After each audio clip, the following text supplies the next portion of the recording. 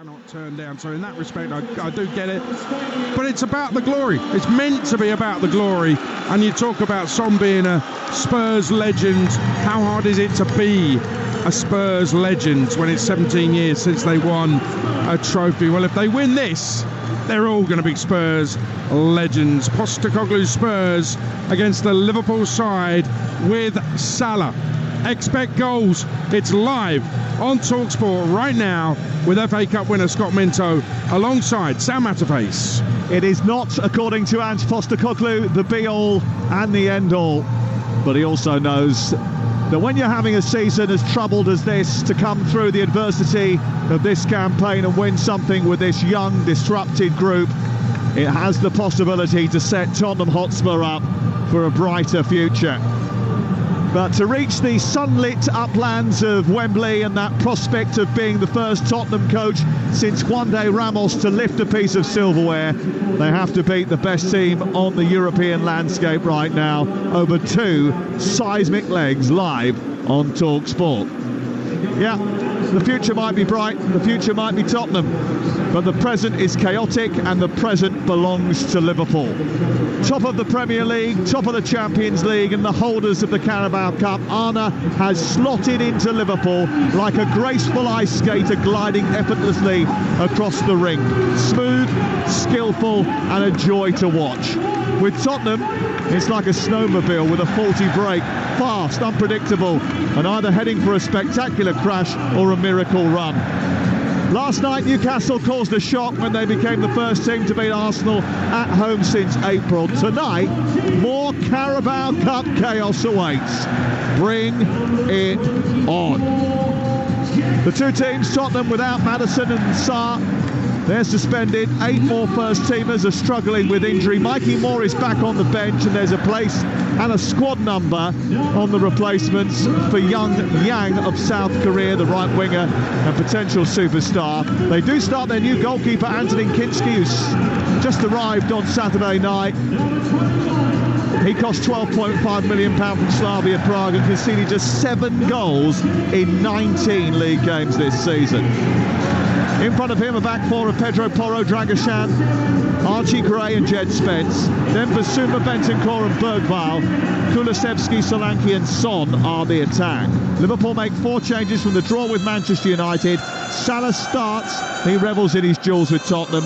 It's Alisson in goal, Bradley, Quansah, Van Dijk and Tsimikas the back 4. McAllister, Gravenberch and Jones. Salah, Jota and Cody Gakpo in attack. Are you ready for the weekend? Well, the cup drama doesn't stop here.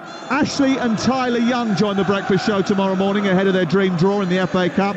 Friday sees Liverpool mad Accrington striker Sean Wally join Alan and Ray as they build up to their trip to Anfield. Then we bring you all of the live games over the weekend that you could possibly stomach. Talksport will bring you 11 matches from the FA Cup this weekend. Full on, full throttle football entertainment. It's what we do, mate. Scott Minto is here. This is the League Cup semi-final first leg, but you know what it's like to walk the steps at Wembley as a winner. What's going through your mind at the beginning of a semi-final if you're a player? You're not even thinking about Wembley, Sam, trust me, especially in a two-legged affair as well. All you're thinking about is try and win this game. It's not even about being at home and trying to win it by 2-3 goals. We know what happened 17 days ago. Liverpool came here and absolutely blitzed Spurs. And we're hoping for something similar in terms of the amount of goals. But yeah, one thing I can assure is that it will not be a 0-0. Well, Ange says that he thinks that 6-3 loss to Liverpool can be a good reference point when guiding them towards how they set up today. He did say that Tottenham did good things in that game. It was just about moments. Well, they have to stop Liverpool from having too many moments today. It can also scar you, Sam, as well. Trust me.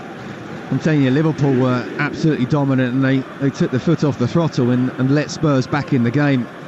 I mean, that game could easily have been 10-4. I think Spurs got away with that one. Jed Spence bending the ball around the back of the Liverpool defence. Son's not going to get there. Quansah comes across and manages to get it back to Alisson, who clips it out to the near side. Here is Bradley flicking it over the head of Spence, and across comes Bentancur. And he flicks the ball out on this near side. Bentancur, who's come back from his ban, did so on Boxing Day, played 64 minutes in defeat to Nottingham Forest and got booked, then subsequently missed the game on Saturday after scoring against Wolves. Here is Jed Spence, under pressure from Diogo Jota, who himself is just edging back from injury. There's a bit of pushing and shoving and involving a bit of a shirt pull by Jota, which is going to give a free kick to Tottenham Hotspur just in front of the halfway line. Our referee today, by the way, is Stuart Atwell, and VAR is Paul Tierney. And Stuart Atwell will tell us if there aren't any big VAR decisions on the stadium PA system and explain exactly what went on should there be any controversy tonight. Here's Jones in the centre of midfield for Liverpool in red shirts with white trim, attacking the goal away to our right. It's Salah clipping the ball over the top for Gakpo to chase. He takes the ball out of the sky, runs at the Tottenham defence. He looks up at Porro, gets into the penalty area, then skips past two challenges, then goes backwards, funnels the ball into McAllister. He switches the play to the right where there's a bit of space for Connor Bradley, but he runs out of room and the ball flies behind and away for a goal kick away to our right-hand side. 2.5 minutes gone. It's Talksport, and it's Tottenham 0, Liverpool 0. Well, he's better than that, McAllister. I think technically one of the best players in the Premier League right now. He's overhit that pass for Connor Bradley, but Liverpool already very much on the front foot, and we shall see whether Spurs are able to, or even wanting to, pass the ball out in the way that we know an Ange Postecoglou's side does. First touch for Kinski in the Tottenham goal away to our right, wearing a bright yellow goalkeeping outfit today. He sends the ball to Gray, who kicks it upfield, looking for Solanke, who scored a really good goal in the first few minutes of the game against Newcastle. In fact, early goals have been a bit of a theme here. In the last 7 matches in this stadium, there have been 7 goals in the first 15 minutes of games, so stay alert. Here's Bentancur to Tottenham in those white shirts with dark blue sleeves and dark shorts, attacking the goal away to our left in the first half. It's a little bit too close to the touchline for Solanke to keep in. It's squeezed out by the right fullback position for a Liverpool throw. And I must say, not only are we broadcasting live in the UK tonight to all our listeners on Talksport, but if you're in North America this evening, a big welcome to you listening on Sirius XMFC. Ball given away cheaply and won back by Kulusevski. Liverpool almost the masters of their own downfall there, and Kulusevski just couldn't find a way to get a shot away inside the box. Tsimikas absolutely delighted that comes to nothing. Such a poor pass from Tsimikas, and it wasn't as if he was under that much amount of pressure. He'll do something with it. He's not even looking up, he's just playing. Solanke did really well reading the situation. It's one of the reasons, why Ange Postecoglou wanted him at Spurs, because of how good he is without the ball as well as with it. Liverpool are the only remaining unbeaten team in away games in English top flight football. In fact, they're the only English team in all 4 divisions this season to be unbeaten away from home. 5 minutes gone, 0-0 the score. What I would say is that both these sides play in such a high line. If a run could be timed well, there's always that ball over the top on. Bergvall links with Solanke, charges into opposition territory, trying to play a reverse ball. Solanke almost got in the way of it, really. That stopped the flow of the move. It was cut out by McAllister over on the far side, who nudged it back to the left fullback position, where Tsimikas, another slightly iffy pass into midfield, and Bradley then manages to escape on this near side after Jones just about spared the Liverpool blushes. Bentancur with a bit of engagement on Bradley. Stuart Atwell gives a free kick. It's probably a little bit soft and the Tottenham fans didn't like it, but they do have the ball just short of the halfway line, wide on this right-hand side. Bradley back to Quansah, Jarell Quansah, who hasn't started too many games. It's only his 6th start of the season. He's given the ball away now, and it's given to Bergvall by Kulusevski down the right side. Liverpool just not quite at it in the early exchanges here. Basuma takes on McAllister, who snaps into a tackle but doesn't get the ball. Porro with a cross into the area. Van Dijk puts it behind, and it's nudged out for the first corner of the game, and it's a Tottenham Hotspur corner. Yeah, what was initially a decent enough start from Liverpool, then suddenly they've got sloppy now. You know, going back to that game at the weekend, we talked about Trent, and obviously he's not playing. When you have a bad game, you make sure the next game you put that out of the way and you play well. There was no intensity from Liverpool going forward, which really surprised me in terms of the pressing against Manchester United, and they seem to be off it a bit now as well. Here is the corner taken on the far side by Pedro Porro, right-footed in towards the near post. Oh, it's Bentancur with the flicked header, didn't quite catch it. Son into Dragosan, it's a brilliant save down low to his right by Alisson. Instinctive touch from Dragosan inside the middle of the penalty area. There's a big problem here for a Tottenham player who's gone down, collapsed inside the 18-yard box, and even the Liverpool players are urging medical attention very quickly. to go over and deal with a scenario which has unfolded just on the edge of the 6-yard box, and there's immediate concern. It was a very, very good save by Alisson from Dragosan, but there is a problem here for a Tottenham player down on the floor inside the 18-yard box, and medical attention is being administered. I'm just trying to work out exactly who it is.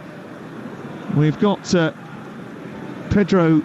I can't find. Who can't I find? I found Pedro Porro. I can find Dragosan, and Sonny's over there as well. Yeah, there's Bergville, Kulusevski, I can see Solanke, Archie Gray. I can't see Jed Spence at the moment, and I wonder if it's him that's gone down. He's the one who seems to be missing. No, he's down here, down in front of us. Lucas Bergvall, I think it is, who's gone down, actually. No, he's standing up there. Kulusevski, is he standing up? He is. We're just trying to identify who is not hanging around.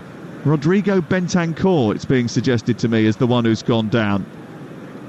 He has got a lot of medical attention surrounding him straight away. I don't know if it was a collision, but it was certainly a real mess on the edge of the 6-yard box, and he is surrounded by green-jacketed medical staff plus the 2 Tottenham doctors. There is a stretcher brought on immediately for him, and this is a moment of real concern for Tottenham Hotspur, a player who has suffered from serious injuries over the course of the last year or so, and someone who's been really important. I think, looking at him, he's sitting up now, which is, I think, alleviating any serious concerns of any medical drama, but it does look as if it might end his participation in this match. Yeah, it's a strange one, isn't it? We didn't see anything, but the way that not just the Spurs players but Liverpool players as well were beckoning the medical staff to come on as soon as possible.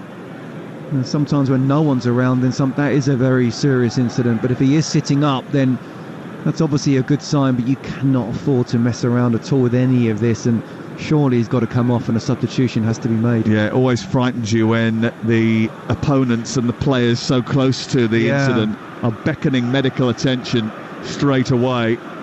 And Rodrigo Bentancur, I think the supporters have realised who it is now who's down, because immediately that he went down, actually he was surrounded by so many people you couldn't actually see him. We haven't seen him for a long time. He's still shielded by those able-bodied stewards who have down come on his back. Yeah, he's gone back down on his back now. I think he was sitting up at one stage, Scott, and there is still a real problem for him, I think. And the 5 stretcher bearers are just trying to orchestrate sliding the gurney underneath his body to lift him onto the stretcher. Yeah, I'm not sure if they got a mask on him as well. Is that an oxygen mask? The binoculars are coming out here, and it does look, yeah, he has got an oxygen mask on. He is, well, and they're moving him, so he must be stable. They wouldn't be moving him if he wasn't, but there is an oxygen mask on Rodrigo Bentancur, who's surrounded by 7 medical staff now. The referee just trying to push the players away. Pedro Porro is the closest Tottenham player to it. They've slid the 2 yellow halves of the stretcher underneath his body. They're going to try and pick him up and put him onto the more stable structure of the stretcher, the blue plastic stretcher, which is just in front of him. But this is a concerning situation. Yeah, Ange Postecoglou just looking to his staff and saying, do you know what happened? I think it looked like the body language of one of the staff was saying it just looked like he collapsed. It's Brennan Johnson. It looks like he's about to come on as well. So Brennan Johnson, I think, will come onto the field of play, and that means a slight change with Kulusevski going into midfield. I mean, I'm looking at the demeanour of the Tottenham players, and they are concerned, but I think they're confident that he's okay. Yeah, they're okay. Their body language, definitely. They're not even around him anymore. They're almost trying to keep fit. Solanke's warming up, isn't he? Trying to get himself moving again. Same with Porro and one or two of the others, just making sure they're going through the paces. Lucas Bergvall's just gone over to look over the heads of the medical staff just to check on the prognosis. I don't think we're going to get that for a while. Kulusevski's just walked over and leant into that huddle which is surrounding Bentancur. who is still lying on the ground. He's back flat again. I think he tried to head the ball at an awkward angle and landed badly. Ange Postecoglou is just having a word with his coaching staff. Brennan Johnson now about to come on. But it has just sort of pierced the atmosphere inside the stadium as well. And there's obvious concern for a player who is incredibly popular and incredibly useful. Yeah, and it's obviously not been a happy season for him, has it? He's been banned, he's been suspended, he's had injuries, and just when he looks like he wants to try and get a run in the side, this happens. So first and foremost, we certainly hope he's going to be okay. Interesting that it's Brennan Johnson coming on, and you talked about the strength in depth of both teams. That Liverpool look a lot stronger. I'm not sure ideally he'd want to bring on Brennan Johnson, although we know that Kulusevski's played exceptionally well as a 10 this season, but then there's him and Bergville as well. Well, interesting, if Johnson does come on, it means that he's going to play further up on the right hand side, and Kulusevski will play just a little bit deeper, as he did do at the weekend. But I mean, this has probably been going on for 7 or so minutes now, and that means we're going to have a considerable amount of added time at the end of the game. Just watching Brennan Johnson just warming up on the touchline, still going through his paces. A few of the other players now just sort of trying to keep warm. Alisson is jumping up and down inside the 6-yard box. Let me tell you what else is happening tonight, because this is not the only game that's taking place. In Scotland, in the Scottish Premiership, Celtic looking to further extend their lead at the top of the table. They're already leading Dundee United by a 1-0, and increasing their gap over Rangers. And tomorrow morning, Talksport brings you the Talksport breakfast show. Every single morning we are giving you the superstar breakfast with some great names, including the likes of Alan Brazil, Jeff Stelling and Ali McCoist. Tomorrow morning, Everton's Ashley Young and his son Tyler on together ahead of what could be a dream game for the family as they host Peterborough United Everton. And on Friday breakfast, Alan Brazil and Ray Parler are going to speak to Salford boss Carl Robinson on how he plans to create history against Manchester City. Good lad, Carl. Yeah, good talker. We're just having a little look at what happened here with Rodrigo Bentancur. Well, he went to head the ball and just sort of landed flat on his face, didn't he? He went to sort of glance the ball and landed flat on his face. He did, and it looked... You can understand, as the corner came in, he's tried to almost flick it on. He's landed horribly. It was like a belly flop, nosedived into the floor, wasn't it? Yeah, and hopefully it's nothing more than it being very winded. But certainly he's almost just dived into the floor. Well, he's being taken off here on a stretcher.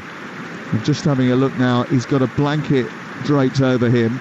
There is an oxygen mask on his face. He has been taken down the tunnel immediately, and I imagine that he will be straight off to hospital to be assessed. And you can only hope that that injury and that problem, and he's just moved his right arm to touch up to his face, so at least he's conscious. Hope that injury is nothing more than, well, certainly not as serious as it looks. Here's Son with the corner as we get back underway, straight into the arms of Alisson. Of course, all that matters now is that he's okay, first of all. Yeah, and it's almost because his head went into the floor, then you're worried about his neck. Yeah.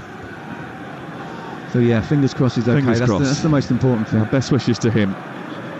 Liverpool have the ball on halfway as we reset with 15 minutes in. I can't tell you how many minutes that was, but it felt like about 10, I think, roughly, from the incident. Tsimikas has it out towards the far side, and Liverpool on the attack inside opposition territory. What is important is that they do keep themselves nice and warm, because obviously in January it's a cold night. When you stand around for 10 or so minutes, and it did feel around about that, it's very easy. The muscles can just start to tighten up a little bit, and then if you go for a sprint, suddenly there's a tweak there. Yeah, and Tottenham don't need any more injuries. You know, the fact that Bentancur is now unavailable for them is another problem for Ange Postecoglou, and I think he will, I'm sure, point that out a little bit later on when we get to speak to him on Talksport. You'll hear those in the sports bar. Here is Bradley on the near side, the right for Liverpool. Back into Salah. Salah playing the ball against Spence, and it goes out on this near side, and it's away for a throw-in level with the edge of the penalty area. And it was just at a time where Spurs were getting on top as well, weren't they? Certainly creating a few chances. Liverpool were a little bit sloppy, a couple of corners in there, so came at the worst possible time in more than one way for Spurs. Here is the pass in from the right side, cut out by Basuma, who wasn't in the team at the weekend. A little bit short for Kulusevski. Quansah tidies up on halfway and nudges it all the way back to Alisson, away to our left. It just punctuates the rhythm of the game as well, and it's going to take a little while, I think, before these two get back up to speed. There's been a few slips and sloppy bits of play already in the game, and everyone has to be a little bit concentrated now, because it does look to me as if everyone's been affected by that. Ball hoisted forward, Jota to chase. Kinski's come out to the edge of his area, and he's kicked the ball into the air and caught it.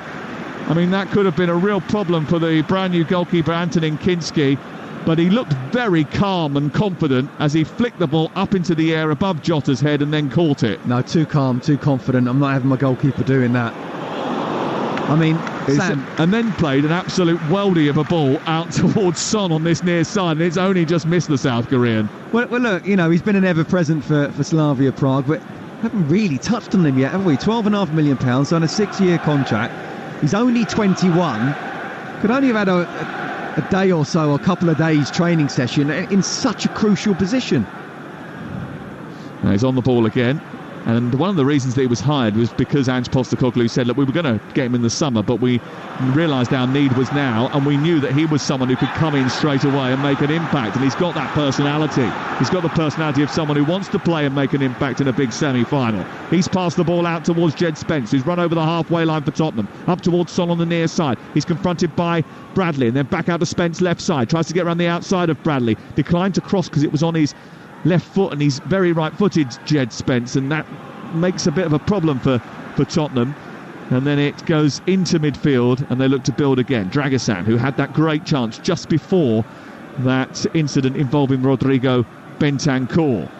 The game was paused for about 8 minutes whilst he was being attended to, and it was Pedro Porro who spotted immediately that something wasn't right and called for medical attention, so big props to him. Here is Son on the near side, trying to lift the ball out towards the near touchline, looking for Bergvall. Has misplaced his pass, and Quansah has tidied up, and he gets it back to Alisson, who's immediately under pressure. Plays it square to Van Dijk, and Liverpool play out from the back. Well, he didn't quite make enough of that save from Alisson. That was a really good first-time shot from Dragosan. Directed it well, and it's a fantastic save. And just a delay on the pass from Diogo Jota stopped Liverpool from breaching the high line of Tottenham Hotspur as they pushed right up, and then Kinski again has just flicked the ball over the top of Mo Salah. He's going through the whole the bag of clubs there, isn't he? Well, do you know what? One thing I can say, he's not scarred by wearing a Tottenham Hotspur football shirt.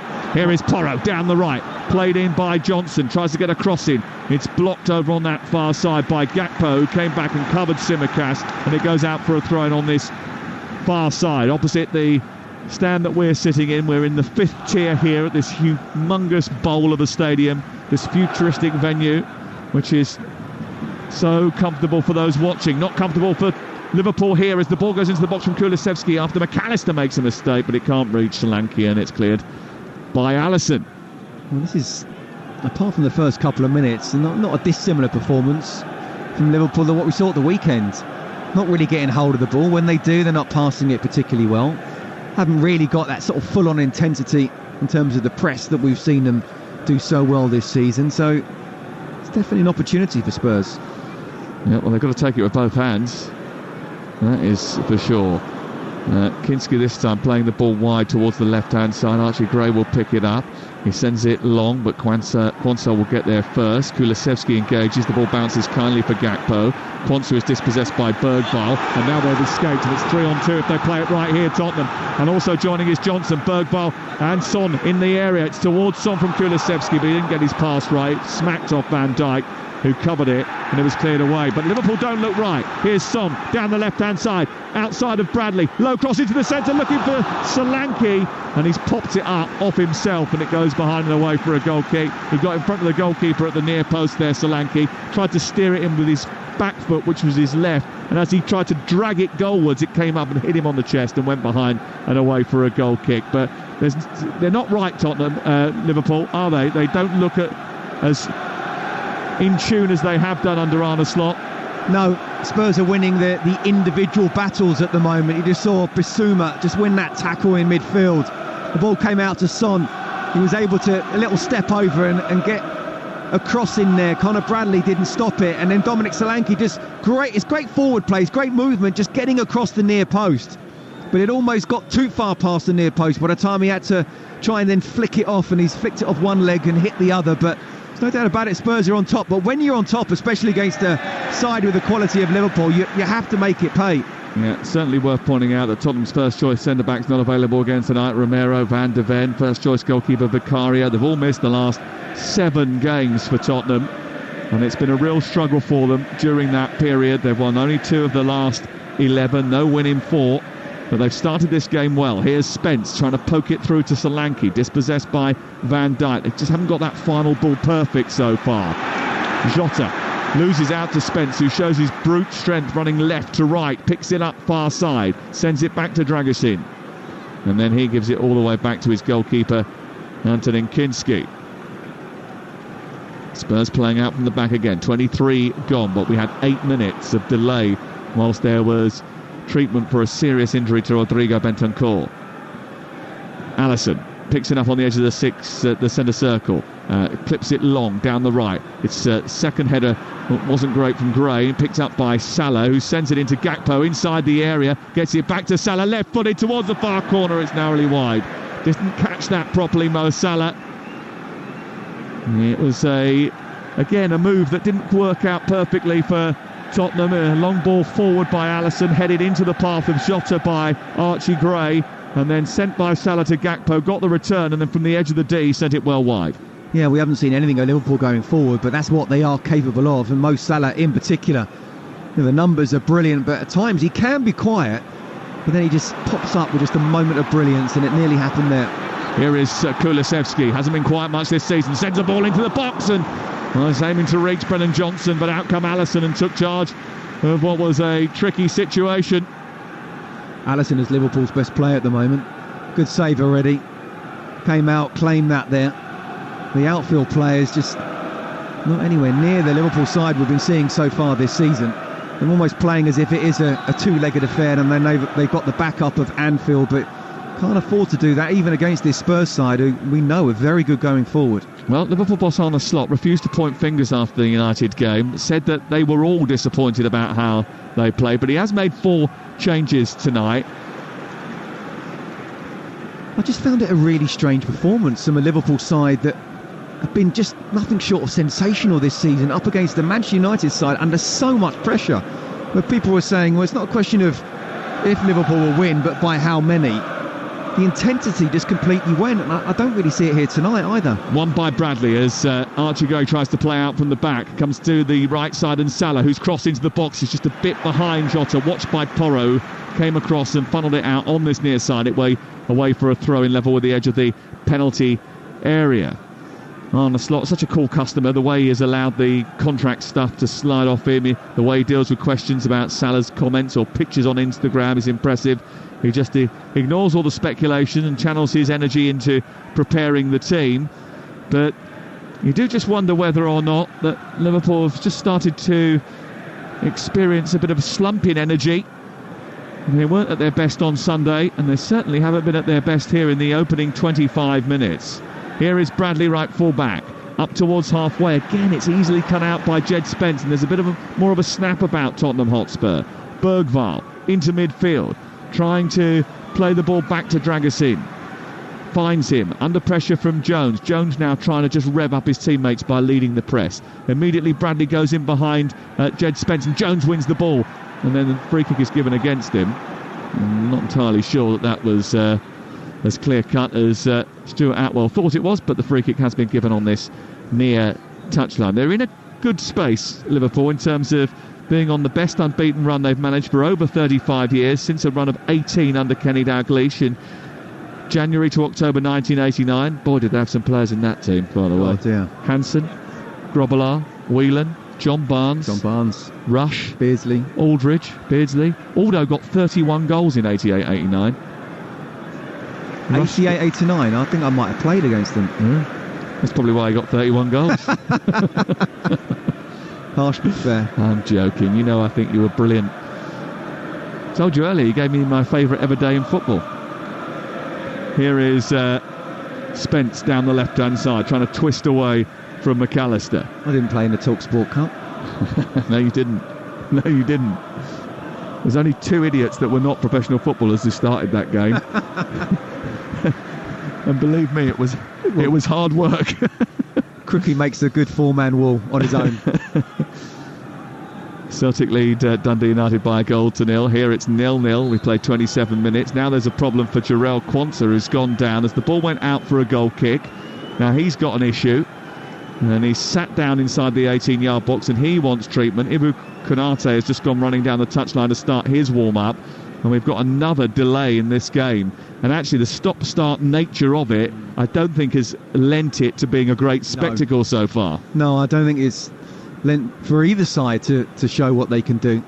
I think Spurs, being at home, have been the better side so far, and certainly very nearly scored with that Dragerson chance. Great save from Alisson. I think on the front foot they've certainly been more so than Liverpool, but it's been a very disjointed game so far, hasn't it? Obviously the Bentancur incident didn't help, but even apart from that, no one's really got going as yet. Arne Slot just looking over to his coaching staff and asking for a bit of help and advice here. I don't know if he's winded here, Jarell Quansah, or whether he feels a little bit sick, but he's sitting up. Doesn't look as if it's a physical problem, does it? Maybe it is, I don't know, but Virgil van Dijk is sort of tapping his sort of midriff area as if to say that's what the problem is. Yeah, he was sort of holding his ankles, so I thought maybe it was something there, but no, I think he was holding his ankles because he was trying to get his breath back. He's not going to continue, you know. He's going off, and he's going to be replaced by Wataru Endo. And we've got another change and another concerning moment. He's still down, and there are 2 medical staff with him. They're just going through the set pieces and the instructions on the iPad for Endo, who actually hasn't had much football this season. Interestingly, it will be fascinating to see what it is they do here, who drops where, whether Gravenberch drops into the back line or whether it's Endo who goes and sits in there alongside Van Dijk. Yeah, he's played as centre-half for Liverpool this season. And that was in the earliest rounds of the League Cup. And he does indeed replace him. So it's Endo on and Jarell Quansah off. So it's all change in the early game. So a change apiece, forced absences in this first half here. Interesting, not Konate. Yeah, well, he was thrown in at the weekend after 6 weeks out, Scott, and that was a big call, I thought, at the time. Hadn't played since the end of November. Well, he'd only be playing an hour tonight. Well, half an hour in a... Well, that's another 10 minutes. How much are you adding on now? Yeah, true. 70 minutes. Yeah, half an hour gone here, but we had 8 minutes delay because of the injury to Rodrigo Bentancur, and further delay now because of the injury to Jarell Quansah. Endo is on and slotting into the back line alongside Van Dijk. So it's all changed for Liverpool, who are the cup holders. They are the Carabao Cup holders, but they haven't shown it so far in this game. Bergvall down the right-hand side, looking to try and get the better of Jones. Jones commits a foul. It's a free kick. He thought that was a little bit dramatic from Lucas Bergvall, the 18-year-old. I want to see a bit more of Curtis Jones. Nothing fair to say. I don't think anyone played particularly well for Liverpool at the weekend, but he certainly didn't, and he's been quiet so far. I think the Tottenham midfield have been on top. Talked about winning your individual battles, and you're not playing well as a team. You just say to yourself, right, okay, the person I'm up against, I need to win my battle against him, and I don't think enough Liverpool players have done that. They just strange, isn't it, how going into the Man U game you're thinking, well, this could be 4, 5, 6, you never know, and yet the last 2 games not been too good. Alisson comes out of his goal and heads the long ball out over on the far side. Pedro Porro wants a free kick after a collision with Gakpo. He's not going to get one. It's going to be a throw-in on halfway. Yeah, there's been so many goals in Tottenham Hotspur games over the course of the last few weeks and months that you'd be surprised if there weren't more tonight. But it is 0-0. The last time that there was a 0-0 draw involving Spurs was March 2023, 82 games ago, when they drew with Milan here 0-0 in the Champions League. 35-1 it was for a 0-0 tonight. We're all sitting here thinking we should have put some money on it.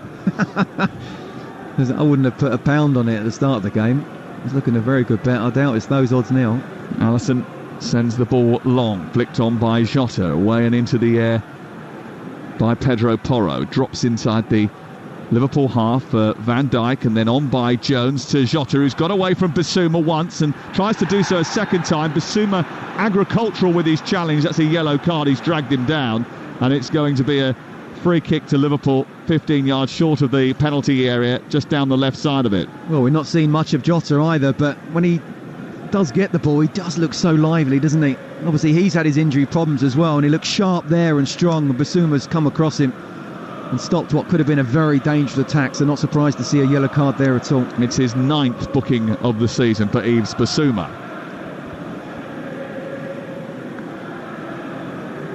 Free kick then, which Tsimikas will take, and he does actually deliver a really good dead ball at his very best, Kostas Tsimikas, who hasn't started since Bonfire Night. Not firework night. No, definitely Bonfire Night tonight. 33 gone, 0-0. Here is Tsimikas to take the free kick. 12 yards outside the box, left side.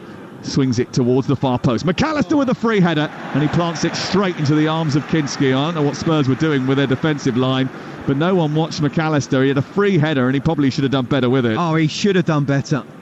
I mean, that is just so poor defending. It's just a simple ball in. It's a good ball in, but there's no way. You've got to be touch tight. He's not the tallest, but he's decent in the air, McAllister. Should have done better. Goalkeeper's just done a Cruyff turn inside the penalty area and then played it out. But it's been won back by Gravenberg ahead of Kulusevski inside Tottenham territory. He's an Ange goalkeeper, isn't he? He is definitely an Ange goalkeeper. He's like a number 10.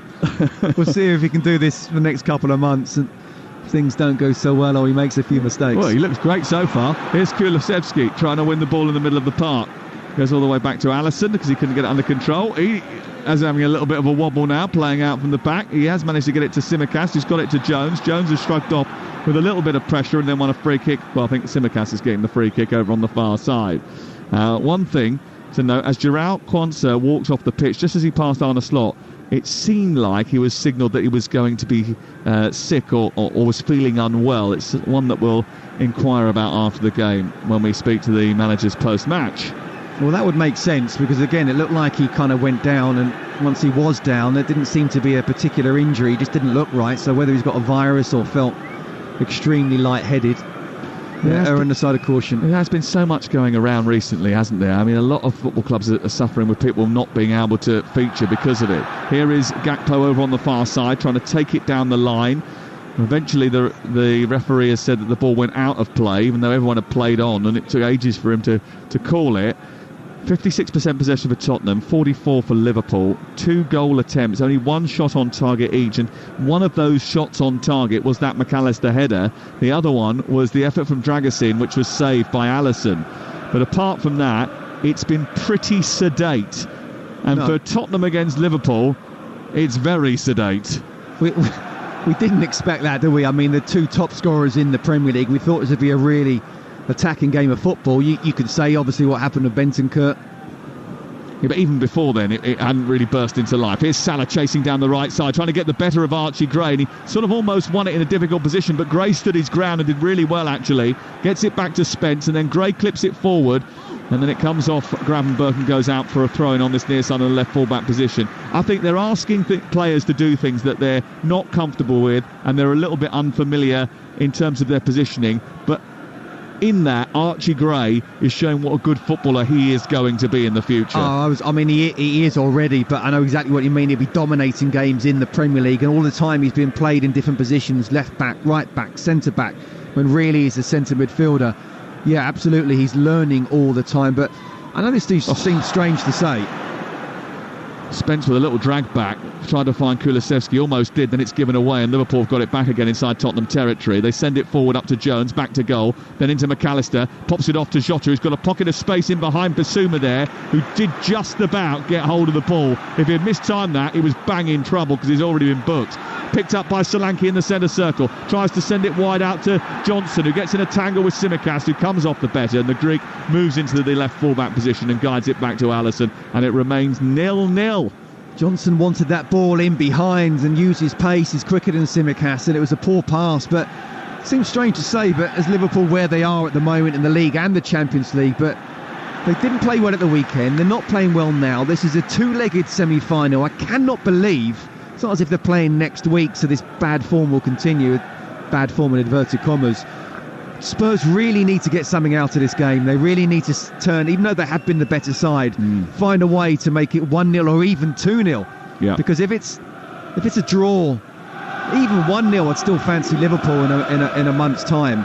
Got to try and take advantage of this poor Liverpool play at the moment. Liverpool have it deep inside their own half. What do you make of that gap between the two semi-finals, by the way? A month. Yeah, well, it's obviously to do with Europe, isn't it? Here on the left-hand side, the ball is with Gakpo, played in by Tsimikas, and then Jota sends it back to Tsimikas. It's not a good ball at all. He's just completely overhit that. Hit it first time, and Tsimikas went running to try and keep it in, but it was never going to be able to do that, and it goes behind and away with a rather spooning effort from Jota out for a goal kick away to our right-hand side, and Antonin Kinski immediately looks for the long raking ball to find Johnson. Tsimikas quickly readjusts to his position and heads the ball out over on the far side. It goes out for a throw-in. Celtic 1, Dundee United 0, half-time there. Kilmarnock 0, Motherwell 0. That's the latest. And remember, later on tonight, you'll be able to have yourself on the Sports Bar on Talksport, 03717223344. And I will apologise to our listeners in North America listening in on Sirius XM-FC. If you were expecting a rambunctious thriller-minute helter-skelter ride, were we. We apologise. It's not been as exciting as we hoped. Here is Bradley on the near side, tussling with Spence. He's done well to win it, not once but twice, and then a real blood and thunder challenge between the two, and both of them really went into that with full gusto, no quarter given or asked, and the ball spilled off Bradley and went out for a throw-in. That was a good old battle. Yeah, that was a good old-fashioned, old-school. Couple of players really going at it, using the physicality, tough tackling, but not trying to roll around afterwards either. 39 gone. It's Liverpool who came here top of the table, Carabao Cup holders, top of the Champions League table, expected to sweep all before them tonight against the Tottenham team at a low ebb, but no win in 4, lost 11 games this season, only lost 13 all of last season, but so far it's been pretty tepid affair.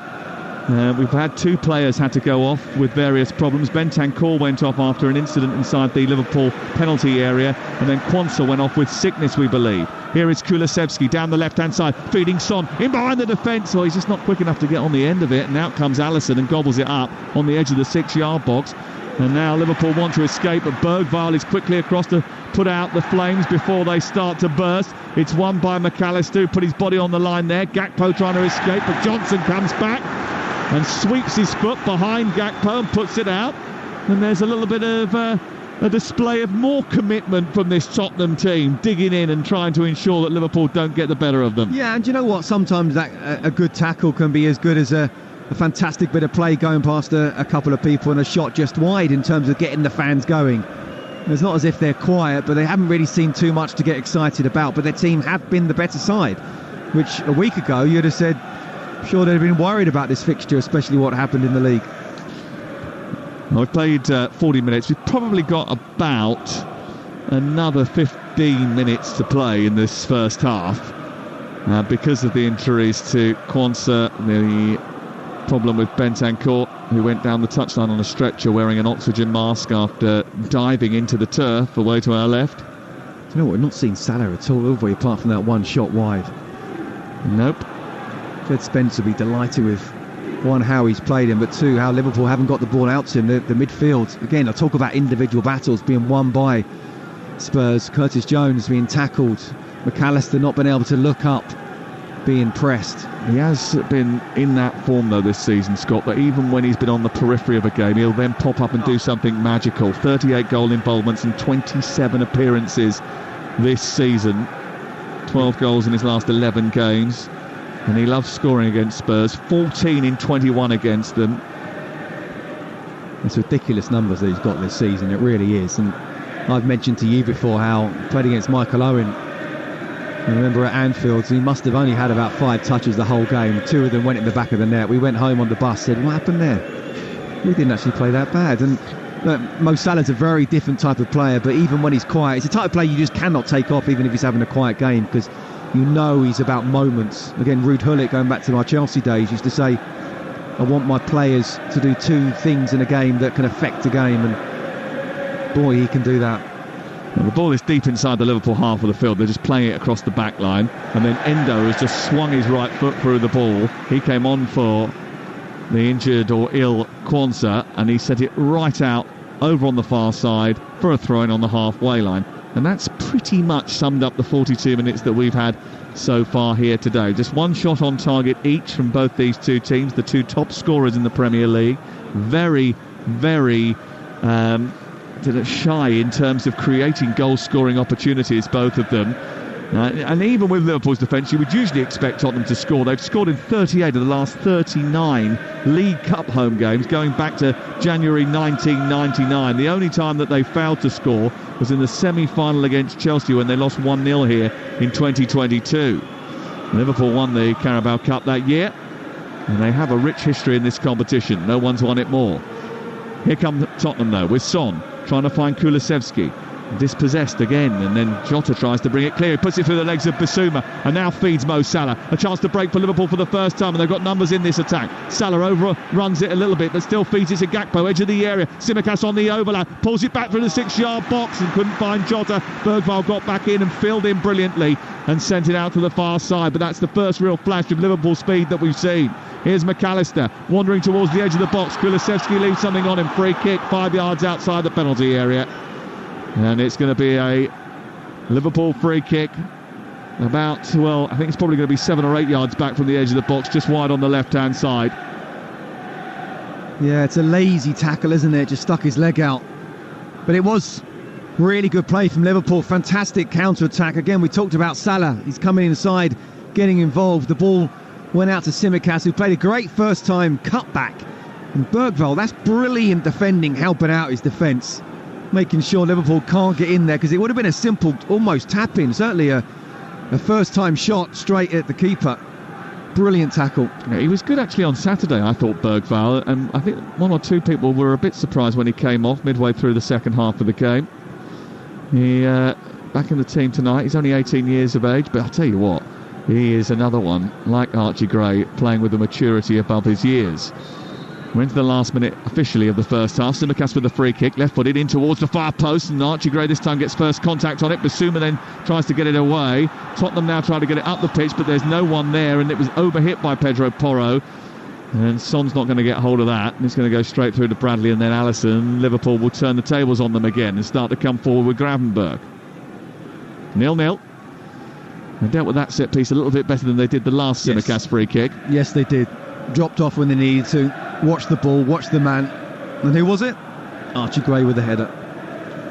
8 start in a row for Archie Gray. It can't be easy stepping in and playing out of position, but he largely emerges with credit. Alisson under pressure from Solanke, plays it square to Van Dijk, deep inside his own territory. You're listening to Talksport, and we'd like to welcome our listeners from across North America on Sirius XM FC as we add 11 minutes onto this first half, as we thought we might. Here is Jones, mid-point of the Tottenham half. Went to try and play it out wide to the right. There was space for Salah, didn't decide to elevate the ball out to him, went left instead, and Tsimikas' ball is too heavy for Jones, and it goes out of play and away for a goal kick away to our right-hand side. Wow. Again, that sums up. We've had quite a few passes that kind of sum up the first half. And you're right, he's looked up and on another day would have pinged that out to Mo Salah. Perhaps the confidence not quite there, and it goes down the left. There's an overplayed pass from Tsimikas, and Liverpool just look really disjointed at the moment. As I say, it's Spurs who are not been in form, but they've really got to try and make the most of this poor play from Liverpool. Well, they've given the ball away as they try to play out from the back, and Kulusevski then has just got in front of Gravenberch, but across comes Bradley. Brilliant challenge by him. Wins it back, and again, Liverpool on the front foot. Again, they're just starting to grow into the game a little bit now, Liverpool, after really spending most of the opening 45 minutes that we've had, although we haven't played a lot of those minutes, on the back foot. But they're coming into it now. Tsimikas down the left, finding Gakpo cutting in, then giving the ball to Jota going on the outside, then turning it back to McAllister. Salah on the back edge of the penalty area. Tsimikas has gone down the left, no one's gone with him. A chance to cross, away by Dragusin, and it's out of play on the far side and away for a throw-in level with the edge of the Tottenham penalty area. Yeah, you're right, they have stepped it up just in the last couple of minutes. It's almost as if the lethargy has been thrown away, and okay, come on, we can have a good bit of passage of play, we can get our attacking players in, we can get the full-backs out wide. It's been much better from Liverpool just in the last 3 or 4 minutes. Endo, Gravenberch in the centre circle. The muscular figure of Virgil van Dijk, who was absolutely furious on Sunday. Into McAllister, wide to the left. It's picked up by Gakpo, who runs at the defender Porro. Tries to thrash a shot through the 18-yard box at a 45-degree angle, but Porro will get it clear. But Tottenham aren't getting out now. Liverpool pinning them in a little bit here.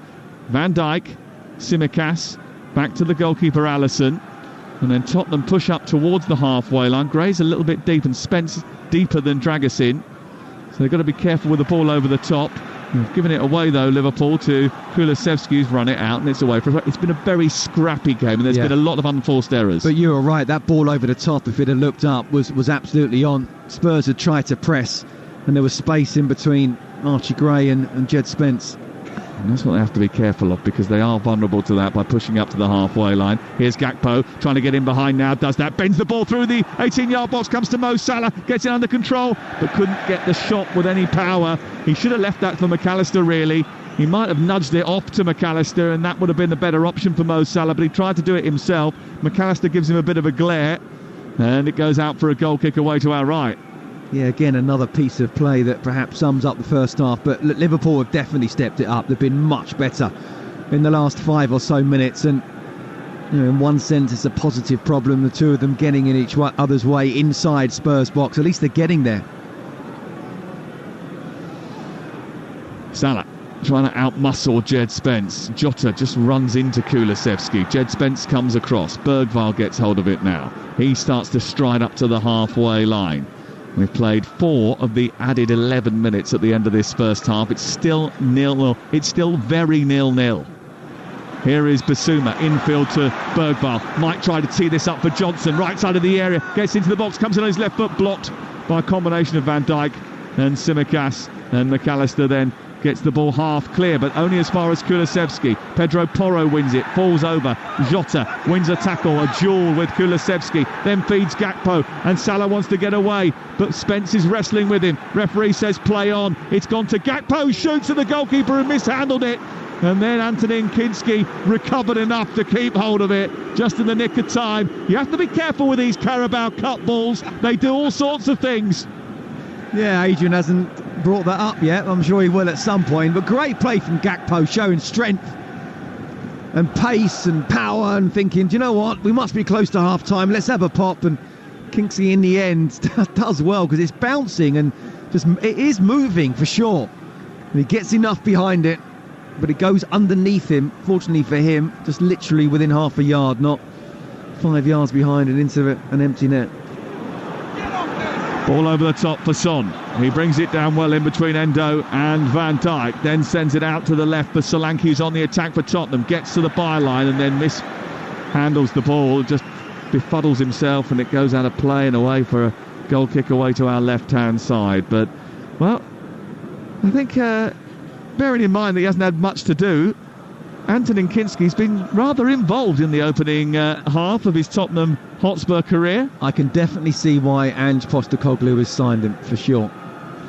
Jota after Salah let the ball run, then squeezes it out brilliantly out to Gakpo. What a ball. What a fantastic ball that was, and the Dutchman picks it up, tries to take on Porro, and that's brilliant one-on-one defending by Pedro Porro, who then turns it against Tsimikas, and it goes out on the right-hand side. I mean, we've mentioned that some of the players have been scrappy, but also there is a bit of this game where these two sides are almost cancelling each other out. Yeah, I think that's a good point.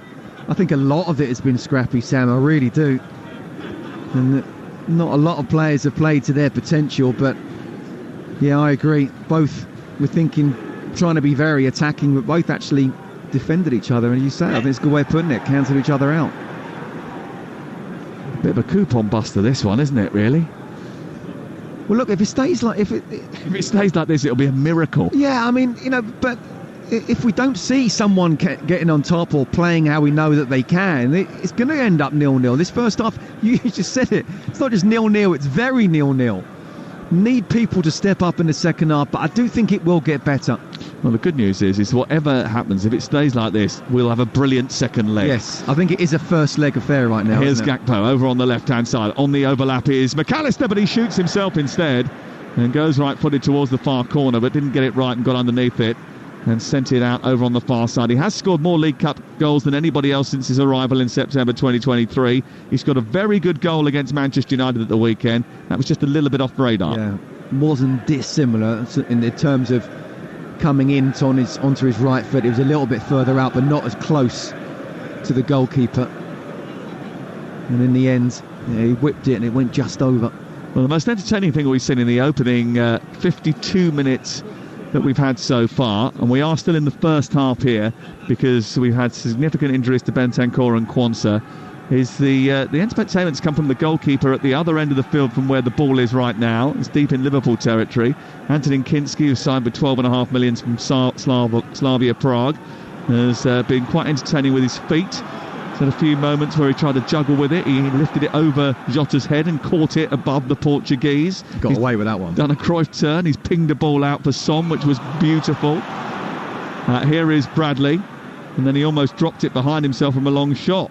Bradley into the box, away by Dragusin, mopped up by Jed Spence. And then Tottenham have it deep inside their own midfield with Bissouma. Out to the near touchline and Spence again. Into the central area, Pedro Porro picks it up. Tottenham encouraged to come forward. Here is Porro, round the corner from Johnson, looking for the run of Kulusevski. Didn't come off, it was blocked by Liverpool, and it's cleared away. Here's Kulusevski on halfway. Liverpool, so far this season, have been imperious, but it's more difficult tonight. Ball played by Spence into the left wing position for Son. Son with a cross, it's deep into the penalty area. Bergvall with a header, but it's going to be an easy catch for Alisson.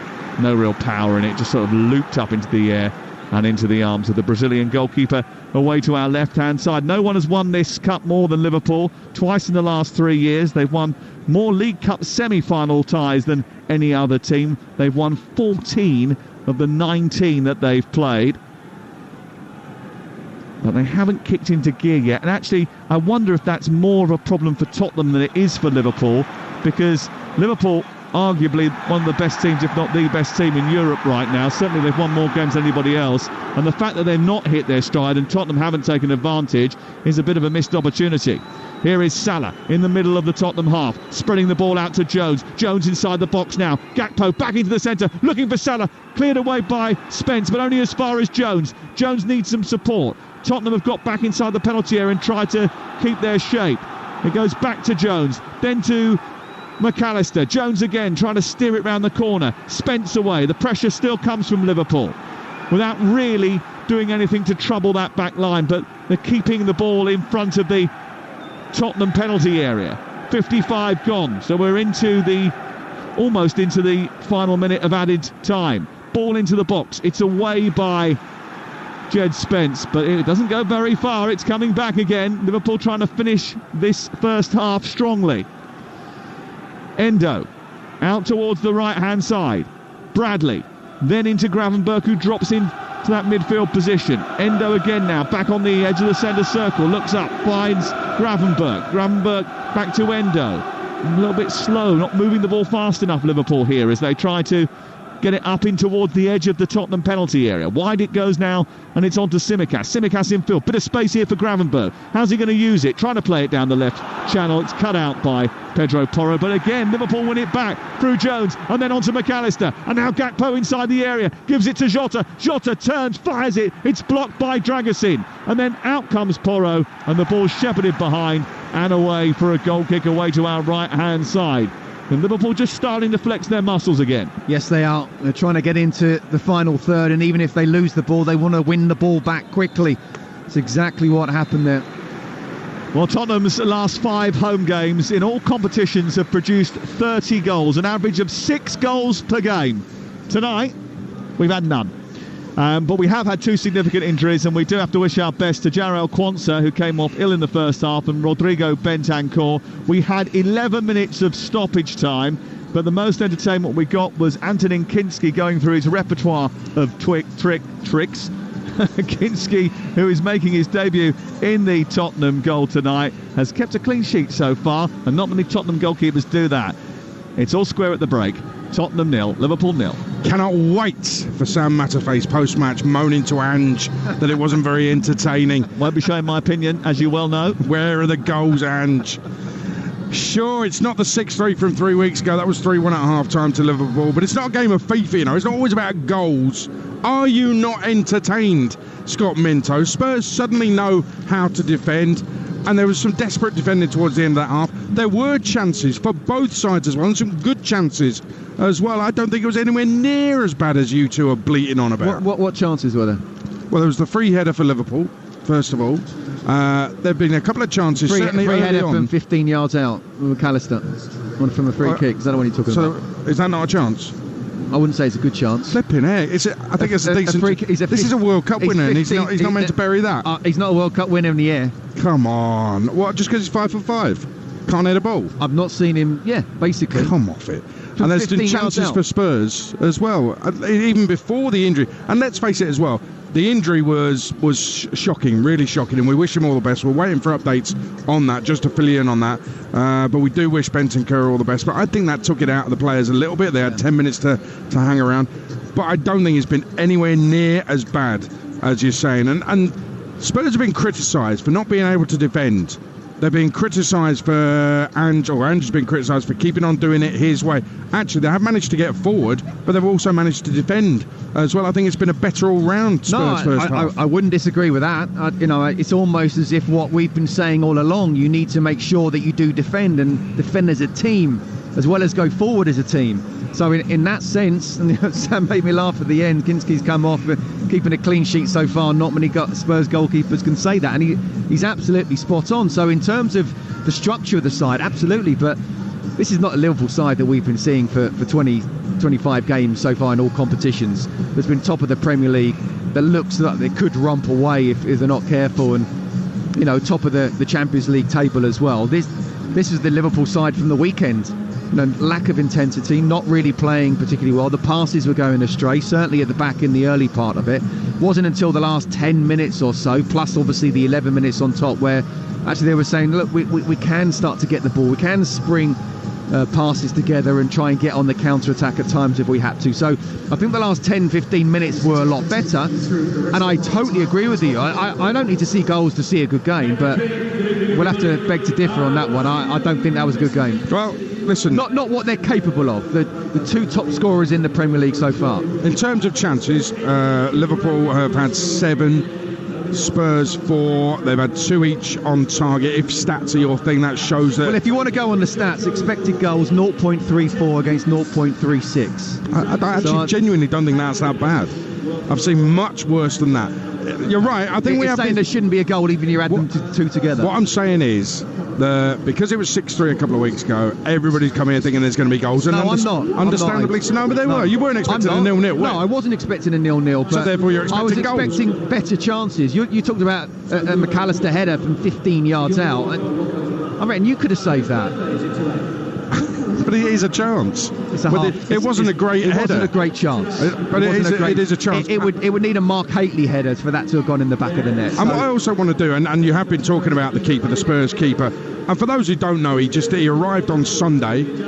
He's 21. It's his breakthrough season at his old club Slavia Prague. He's left them, having kept 12 clean sheets in 19 league games, left them top of the table. His dad was understudy to Petr Cech at the Euro 2004 Championships when Czech got to the semi-finals. There's some good pedigree going on there, but I really like him. Not just playing it out from the back, he's playing it first time. He's got a picture in his head. It's almost like Fabregas-esque, where he's got the picture, you can see the pictures. He's got that spatial awareness, that vision of the pitch. He knows where players are. The pass doesn't always reach them, and sometimes it's a bit hairy, scary getting there, but I actually really like this guy's approach to the game, and I can see, you've been saying it, you can see why they've signed. He looks, on the basis of that first half, a snipper, 12.5 million. No, look, you can absolutely see why Ange Postecoglou and the philosophy that he and this club have right now, why you'd want someone like him in goal. But he is 21 years of age. You know, it's not the Czech League. He is going to be in the Premier League. And if he starts making just a couple of mistakes, and I agree with you. So his passing looks really, really good. He looks really controlled. It looks as if he's not phased at all at the moment. But he did get away with that first one, where you could see that he was wanting the ball to come back into the box, and it was just a bit slow. And I think it might have been Jota that it was just inches away there. And it's the kind of chance where if it all goes wrong, does his confidence get shattered? Well, that's what I'm talking about. Yeah. You know, we talk about Manchester United, how heavy that shirt weighs. Chelsea in the last year or so, how a couple of years previous to this season, the end of last, how heavy that shirt weighs. Spurs, how heavy that shirt can weigh at times as well.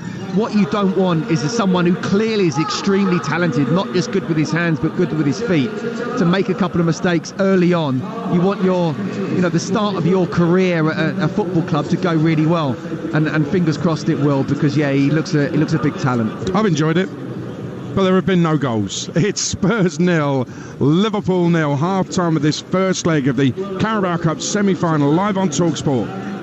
Kick off on Talksport with Ladbrokes. Get money back as a free bet up to £10 if one leg of your Football 5+ acca lets you down. Pre-match straight line accas only. Odds are 3-1 or greater. 18+ gambleaware.org.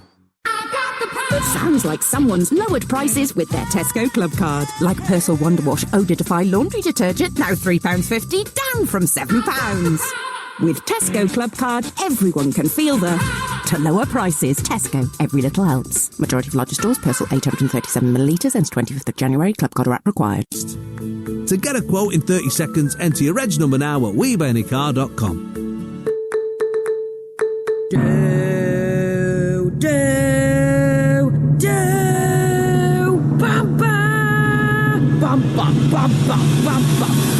Okay, enough razzmatazz. But it's not every day a new scratch card drops. With the new Set for 5 Years scratch card from the National Lottery, you could win £5 a month, every month, for 5 years. Pick up yours in-store today and get scratching. Search Dream Big, Play Small. Rules, procedures and game-specific rules apply. Players must be 18 or over.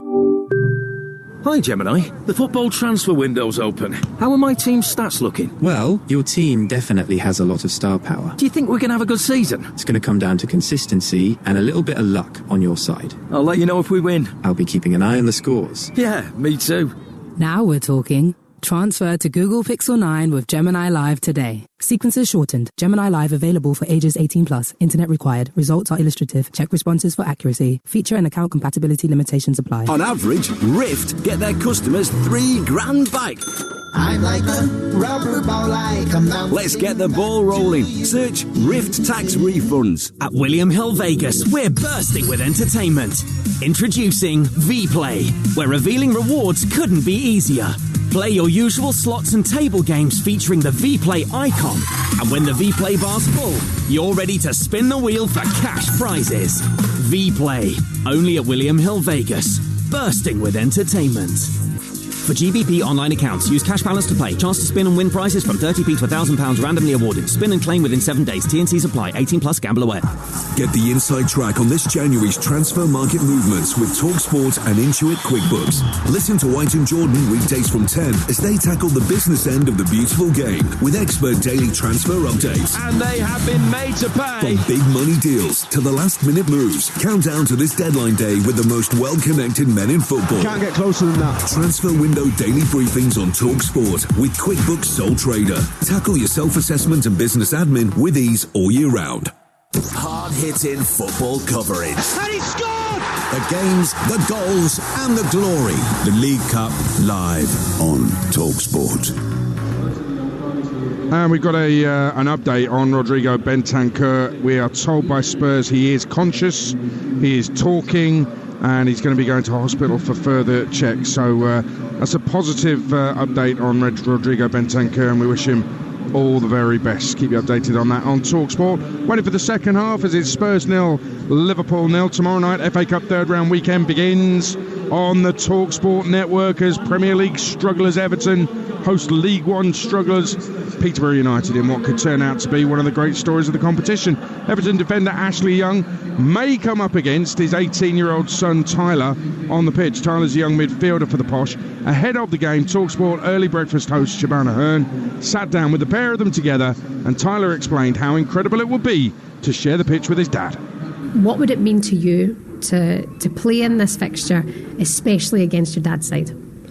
I think it means quite a lot, even to play against my dad, but even just to play in the FA Cup, which has got so much history, and just playing in the competition that I've been watching since I was young, it would just mean a lot. Even better that I'll be playing against my dad, and anything can happen in the FA Cup. So if we do come out with a good win, then it will be even more, because I would have just beat my dad and won in the FA Cup. I'm loving this attitude towards it already. There's confidence there. I'm liking it as well. I do like the confidence, I'm not going to lie. I'm liking it. And I hope it carries on. He's got to back himself, though, is the thing. Absolutely. Do you back yourself? Can you manifest, like your dad did, hopefully this moment happening, you getting into that squad and being the right guy that Darren Ferguson needs? Because you've got a link here. You know this guy. Yeah. You know how to take down Everton better than most. Yeah, I think I can. I back myself to be able to do wherever I'm thrown at.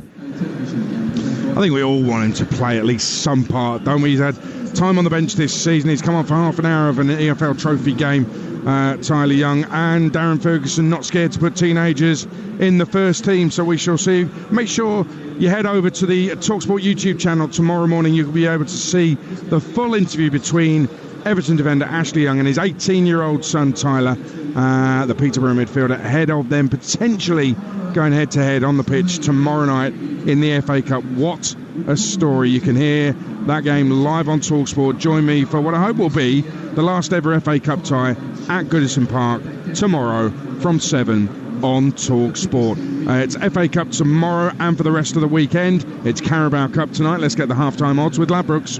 Odds update on TalkSport with Ladbrokes. Get money back as a free bet up to £10 if one leg of your Football 5 Plus acca lets you down. Pre-match straight line accas only. Odds are 3-1 or greater. 18 plus gambleaware.org. So, Spurs 0, Liverpool 0. Spurs are 4-1 to win it tonight. Liverpool 4-3 on. The draw is 21-10. Mo Salah to be first scorer 9-2. Game to stay 0-0, 17-4. That's come in a bit. That was the latest odds with Ladbrokes. 18 plus. Beat gambleaware.org. Odds update on TalkSport with Ladbrokes. Supercharge your odds with our Odds Boost button. Selected markets applies to first £50 of stake. Terms apply. 18 plus. Gambleaware.org. Let's talk about the ball, Scott Minto, because you've watched it in that first half, and Mikel Arteta said last night, quote, "It was tricky. It flies a lot. It flies different. The grip is different." I heard somebody on TalkSport earlier, I think it was Darren Bent, claimed that it was a loaded question. It wasn't, mate. Mikel Arteta brought it up himself. Nobody prompted him. Nobody asked him about it. He brought it up himself as an excuse. So, on the first half, what we've seen here tonight, is it a tricky ball? Are we blaming the ball, are we? Look, I mean, what I would say is that they are different, and yeah, you have a couple of days to train with them, but you almost sort of program when the ball comes to you to play a certain way or have a shot. You've got to try and concentrate even more to keep it down. I wouldn't blame that tonight. I've been disappointed with these two sides because I know how good they are, certainly going forward. I think Liverpool have been the best team in Europe so far this season, but again, we've seen a continuation of the performance of Manchester United. But again, I'll go at you, Aids. I don't believe it was an excuse. I think he was just given a reason.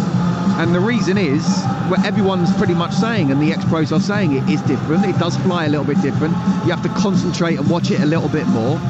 It's not an excuse. I don't think he was trying to sort of say we lost because of that. Just giving a reason as to why perhaps some of the shots went over. Same ball for both sides, isn't it? There aren't two balls. But I don't remember Newcastle having a shot that went over.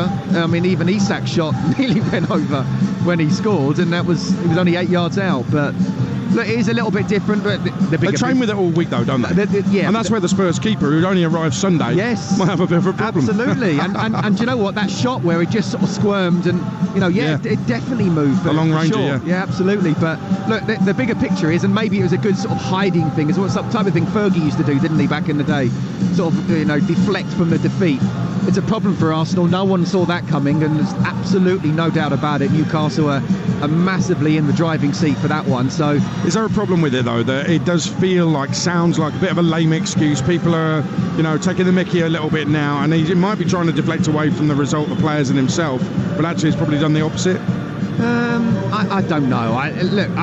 You're right. He did bring it up, and it was him bringing it up. But I didn't see it as an excuse. I just thought it was a reason as to why it may have happened. But we know what social media is like, and they'll obviously try and jump on anything. So the bottom line is, it's all about winning games. And if you lose, be careful what you say, because people will pick you up on it. You have to win games. The tricky ball is on the centre spot, and Liverpool get ready to get the second half underway. What was that D. Ream song?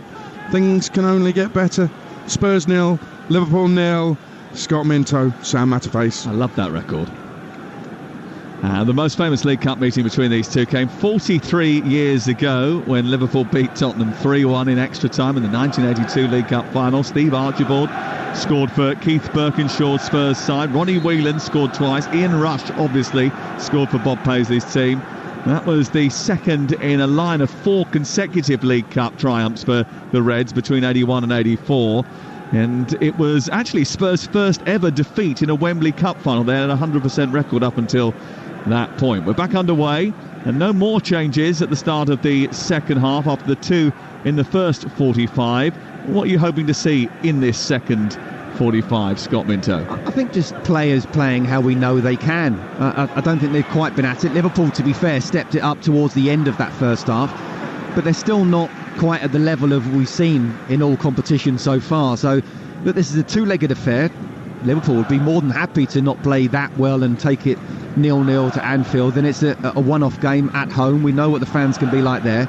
I do think, despite Spurs probably being just about the better side in that first half on balance, they really need to take at least a goal into that second leg. You are listening to TalkSport, and we'd like to welcome our listeners from across North America on Sirius XM FC. And Tottenham shooting in the second half towards the right-hand side of that huge raking south stand that goes up into the sky, the biggest single-tier stand in the country.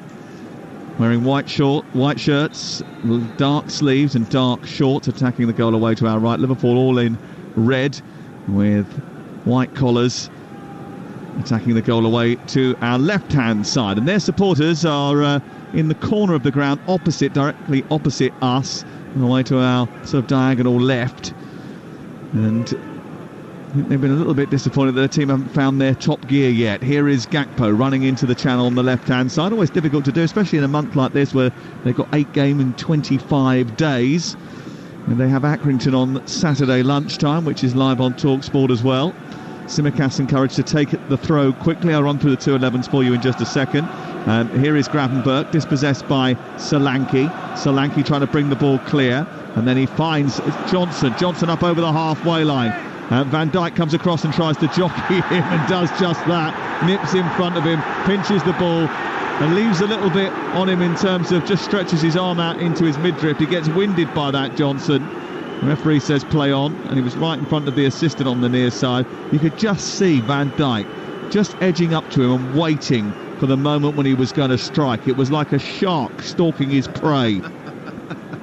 There's not many players in world football that can almost give Brennan Johnson a yard and still make it up, and then just give him a little bit of dig as well. So ball and man, almost the perfect tackle. Crossfield ball by Jones goes straight out of play down in front of us, and it's away for it might be Gravenberch actually, goes straight out of play and goes out for a throw-in level with the technical area, which Arne Slot is standing in, big coat on, just shouting at Jota and Gakpo to increase the tempo of the press. Kinski gets the ball back at his feet, the Tottenham goalkeeper, who's got Pedro Porro, Dragoshin, Archie Gray and Jed Spence in front of him. Johnson, Bissouma and Bergvall ahead of that. Then Kulusevski, Solanke and Son in attack. We've had one substitution because Bentancur, who is conscious, we're pleased to know, who came off in that first half. Alisson is the Liverpool goalkeeper. Bradley, Konate now alongside, Endo alongside Van Dijk and Tsimikas in the back four because of the early change that Liverpool were forced into when Jarrell Quansah had to go off. McAllister and Gravenberch and Jones in midfield, Salah, Jota and Gakpo going forward. This is Talksport and we're live at the new Tottenham Hotspur Stadium. It's not that new anymore. It certainly feels it. It's definitely the newest on the Premier League roster, but there is going to be another new superstructure opening very soon. The Everton Stadium will be open at the beginning of next season. There's a few test events that are taking place in the upcoming months, and that will have over 55,000 people crammed into it by the time we start football next year. Hopefully they'll still be in the Premier League. Here's Bradley trying to get out of a tight spot over on the far side, being pressurised by Son, and then Basuma puts it out for a throw-in over on the far touchline. Stuart Atwell just directs traffic back towards the... They're now arguing over where the throw-in's got to take place. The Tottenham fans aren't happy that Bradley has stolen a couple of yards. He's done well though, Conor Bradley, hasn't he? Yes, he has. You know, we talk about... tenacious in the tackle. Yeah, you know, was Trent dropped? I don't know. But all you want is an opportunity for you to come in, and whenever he has come in that right-back position, he's always played well. Here's Jones on the turn, feeding the ball out to Salah far side. Bradley has gone the overlap. They decline that into the back post towards Cody Gakpo. And Salah's ball was just a little bit too high for Gakpo, who rose up beautifully, but still just couldn't quite reach it. And it goes behind and away for a goal kick away to our left-hand side. Good chance. Yeah, Mo Salah's got that look as if like, I just overhit that just a touch. It looked like he was just about onside. And it would have been a free header 6 yards out as well. Unlucky. Cody Gakpo, who has had a really good spell for Liverpool. He's scored in each of the last 3 games. It's his 7th start in a row. He's almost sort of cementing his place in the team now, Cody Gakpo. Van Dijk's just headed the ball out. And now Solanke's been told to go further back to take his throw in. And Postecoglou not entirely happy with the officials being so pernickety with his team, and gives a sarcastic clap and then shakes his head down in front of us. Ball thrown in by Pedro Porro into the surrounded Kulusevski. Basuma gets it back to halfway. The Liverpool players were saying that the ball had gone out of play. It hadn't, and Tottenham progress. 51 on the clock. It's Spurs 0, Liverpool 0 on Talksport. Son guides it back to Archie Gray. Gray, who's about 13 yards short of the halfway line, into Dragusin. Dragusin down the right, into Brennan Johnson. Johnson collides with Tsimikas, and then which way the free kick going to go here? Well, the referee's given the free kick to Brennan Johnson. I actually thought Tsimikas got there first initially. Yeah, and Brennan Johnson is down now, isn't he? Looks like he's gingerly just about getting up. A good battle. Now what we're seeing, even though these two teams aren't quite in full flow as they have been this season, individually you can see there's some good battles all over the pitch, and that's certainly one of them. Well, he did get there first, Tsimikas. The problem was that he ran past the ball, and as he turned round he tried to pull Brennan Johnson's shorts down, which is why the free kick was given. That crossfield ball from right to left has gone straight over the head of Son and gone straight out of play and away for a throw-in deep inside their own half. Bradley's thrown it into Jones. He's miskicked it, air-kicked it. It's hit his standing foot and gone back to Alexis McAllister. Cleared upfield, and then Gray will have it for Tottenham. He turns it into Johnson. Johnson in field to Basuma at the base of the centre circle for Tottenham Hotspur. It's 0-0. Here is Jed Spence galloping over halfway now into the left-hand side where he's got a bit of space for Son. Son crosses the ball into the box, and it's a dangerous one, but not dangerous enough to cause Liverpool any panic, and it's picked up by Alisson. Yeah, just got to aim it sort of outside of the far post, whipping in it so it allows not just Solanke but Brennan Johnson coming in, and then if they somehow miss it and Alisson's just standing still, then maybe it could curl into the far post. So a little bit too close to Alisson, that cross. On that Carabao Cup ball debate, haven't they been playing with it all season? Yeah, but when you're dipping in and out, right, it still is a little bit different. Different balls in the Champions League? No? I don't know. Yeah, I think there is. There must be, mustn't it? Because they're Adidas, and I'm sure that they're Nike. in the Premier League. Liverpool have taken the time over taking a throw over on the far side. Just interested. I honestly don't think Arteta was trying to make a big issue of it, but just explaining why maybe the shots went over. The ball is played out towards us near side. It's gone out again. The ball's been kicked out of play a couple of times too much, I think. Doesn't explain why Havertz missed that header, mind, but that was an inexplicable header, wasn't it? Our producer's just whispered into my ear that the ball looks a little bit flat, and maybe it's a little bit heavy, and that's what's causing the problem.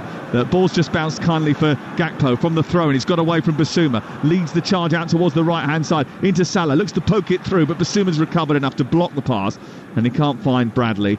And then he has to funnel back into the right-wing position and look to try and build again. We've played 55 minutes. You're listening to TalkSport. Ball is with Endo. Out wide to the right. Onto Gravenberch. Oh, he's miscontrolled it. Salah. That doesn't happen very often.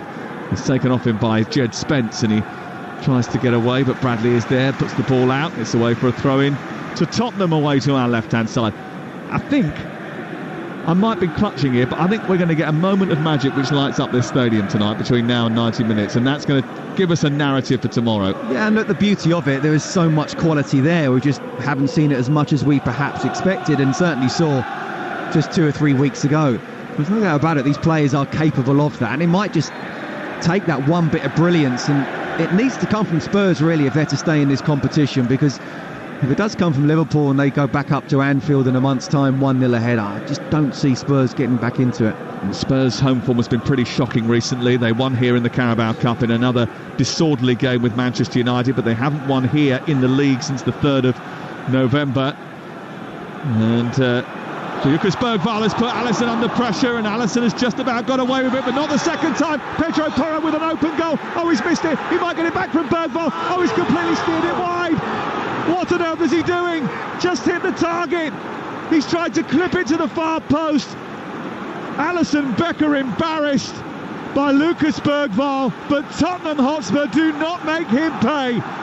What a big moment that is in the semi-final. Pressurised by the Swede. He got out of it the first time, but not the second. Pedro Porro's first effort was blocked by Van Dijk. His second effort, he steered it wide. Wow, well done, Lucas Bergvall, because he's got in first time.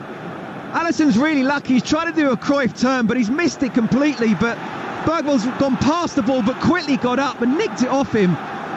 Somehow Bergvall's found the ball again, puts Pedro Porro in. And looking at pictures of Ange Postecoglou on his knees, he cannot believe it. Pedro Porro trying to sort of dink it towards the far post instead of just getting his head down and striking it.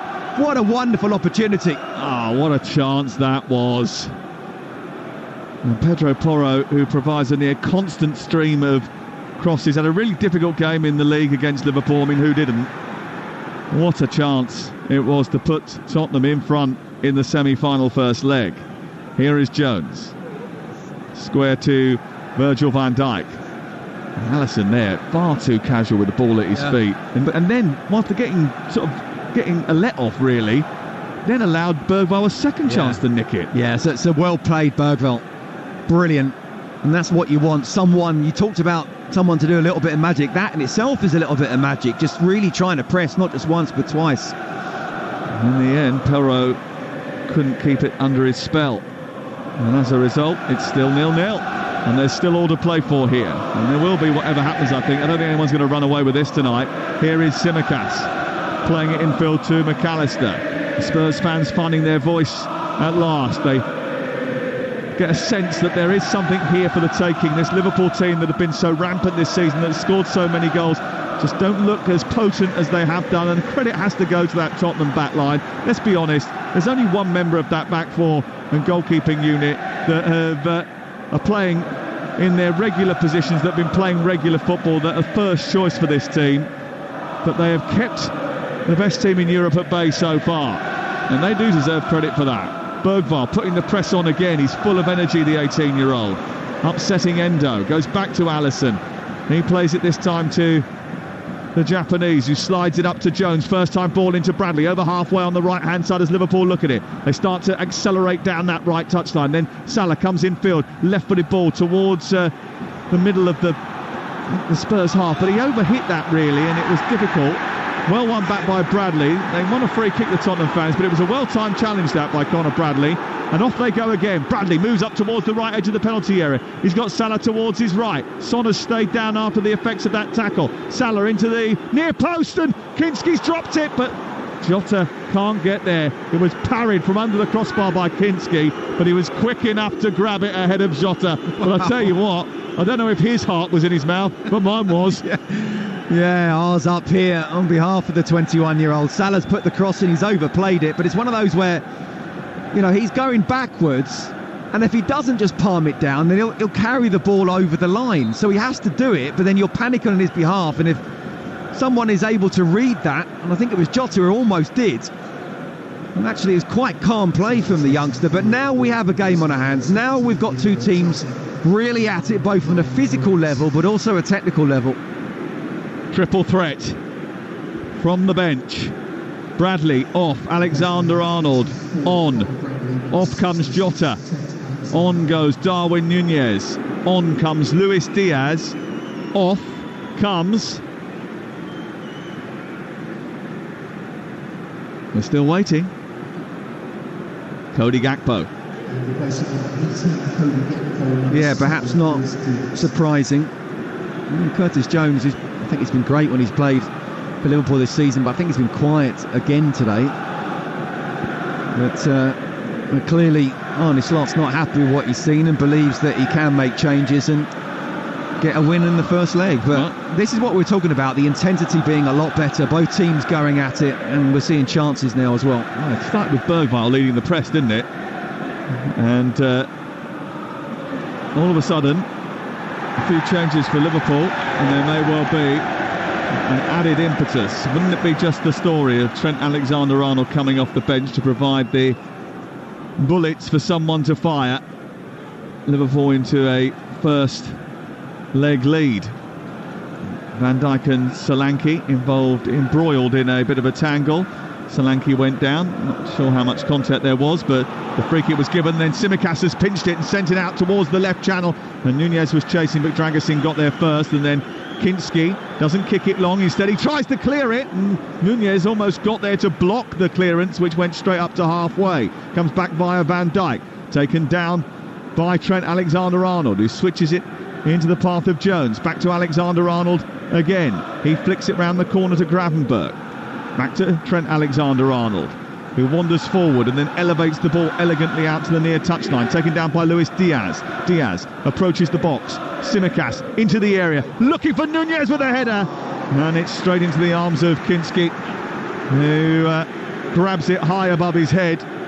But another example, Liverpool just up the ante in terms of goal threat. Yeah, it's a great ball in from Tsimikas, but it's one of those where and Núñez just has to almost stand and jump and generate the power as well as the precision, and not an easy thing to do from 15 yards out. But the game really is starting to open up now, and I tell you what, both these goalkeepers are making it interesting to watch.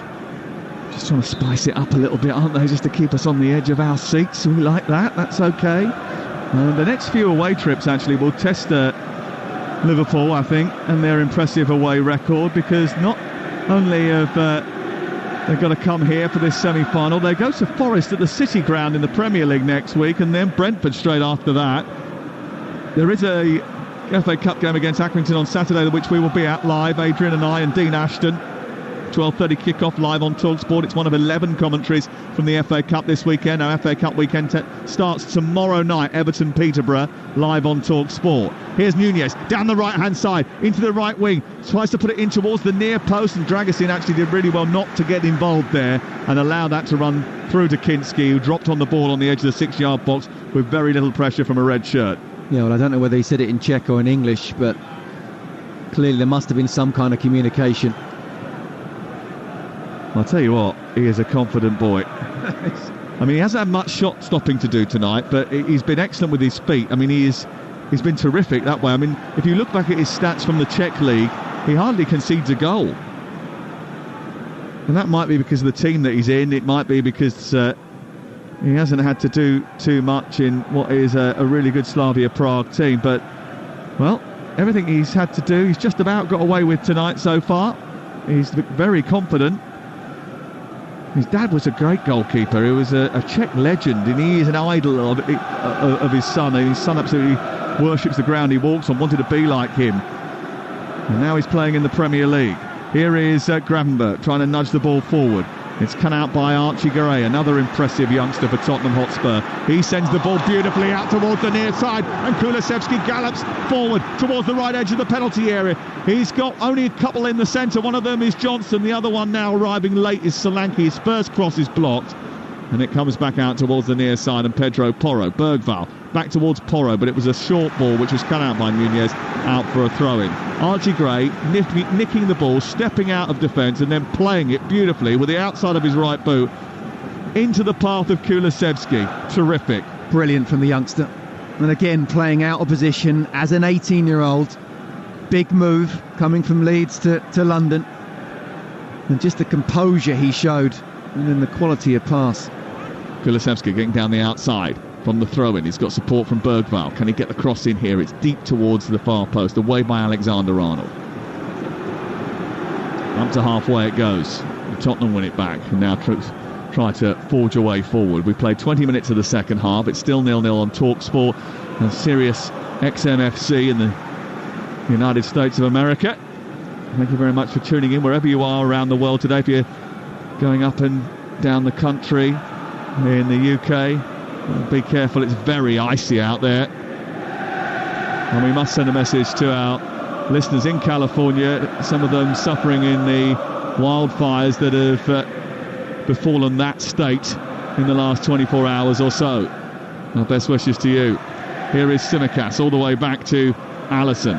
Alisson moving up towards the edge of the 18-yard box. He plays it square to Wataru Endo. It's a risky ball, and Gravenberch does well to control it and get out of what was a really good tight press from Tottenham. Tsimikas switches it from left to right. Alexander-Arnold on halfway now. Funnels it forward into Jones. A first-time ball out to Mo Salah. Salah back to Jones. Two waiting in the penalty area. It's come all the way through to Luis Diaz. All three defenders missed it, and then the ball is sent forward, takes a cannon off Bergvall and spoons up into the arm of Kaminsky. Well, this second half deserves a goal at least. Just thinking about that great bit of play from Archie Gray and the outside of his foot. If Kulusevski could have done something as he was running down the right wing, thinking, wouldn't it be great to see a goal here? And just there, the football that Liverpool played from back to front, from right to left to right again, it was really good. Very nearly happened. I don't know what Dragusin was doing.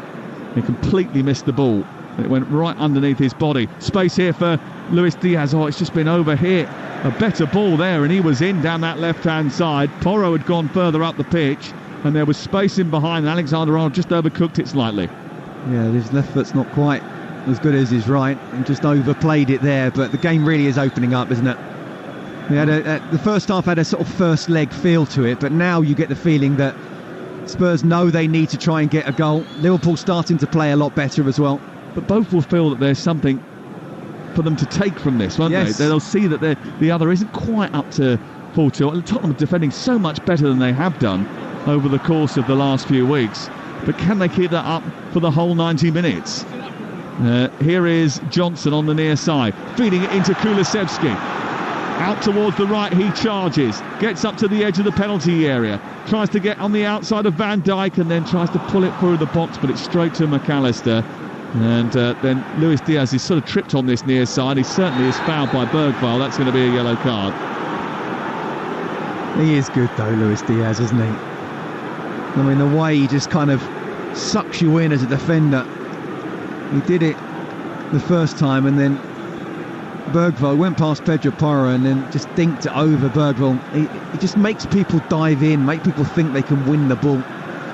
And Spurs have never lost a semi-final of the League Cup when they've played the first leg of it at home. And they've gone to the final 4 times out of the 7 times that they've played the first leg on their own patch.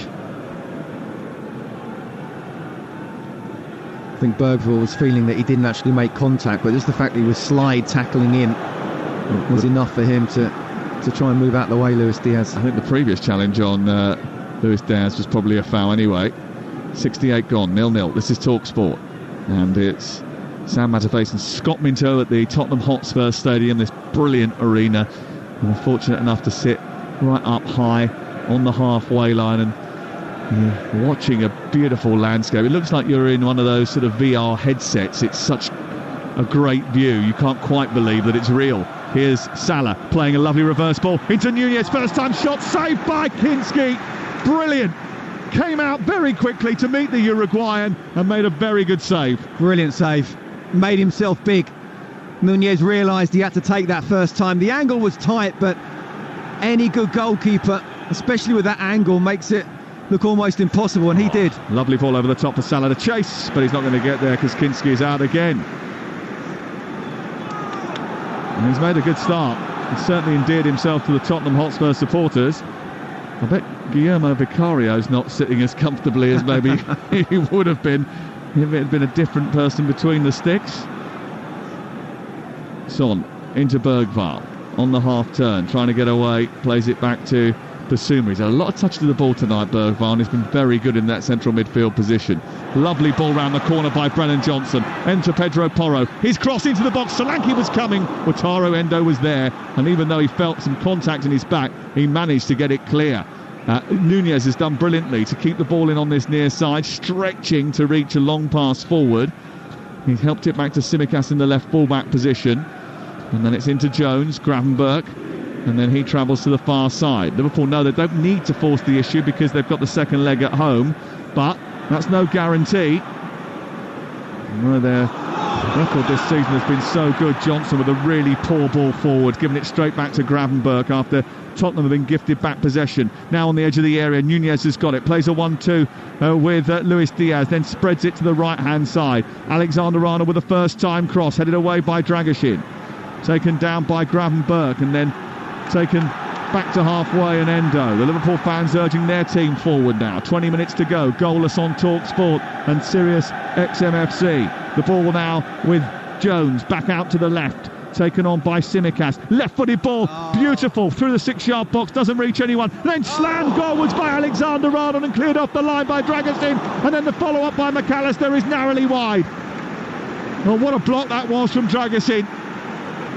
He spared Tottenham's blushes there, and he stopped Alexander-Arnold from giving Liverpool the lead.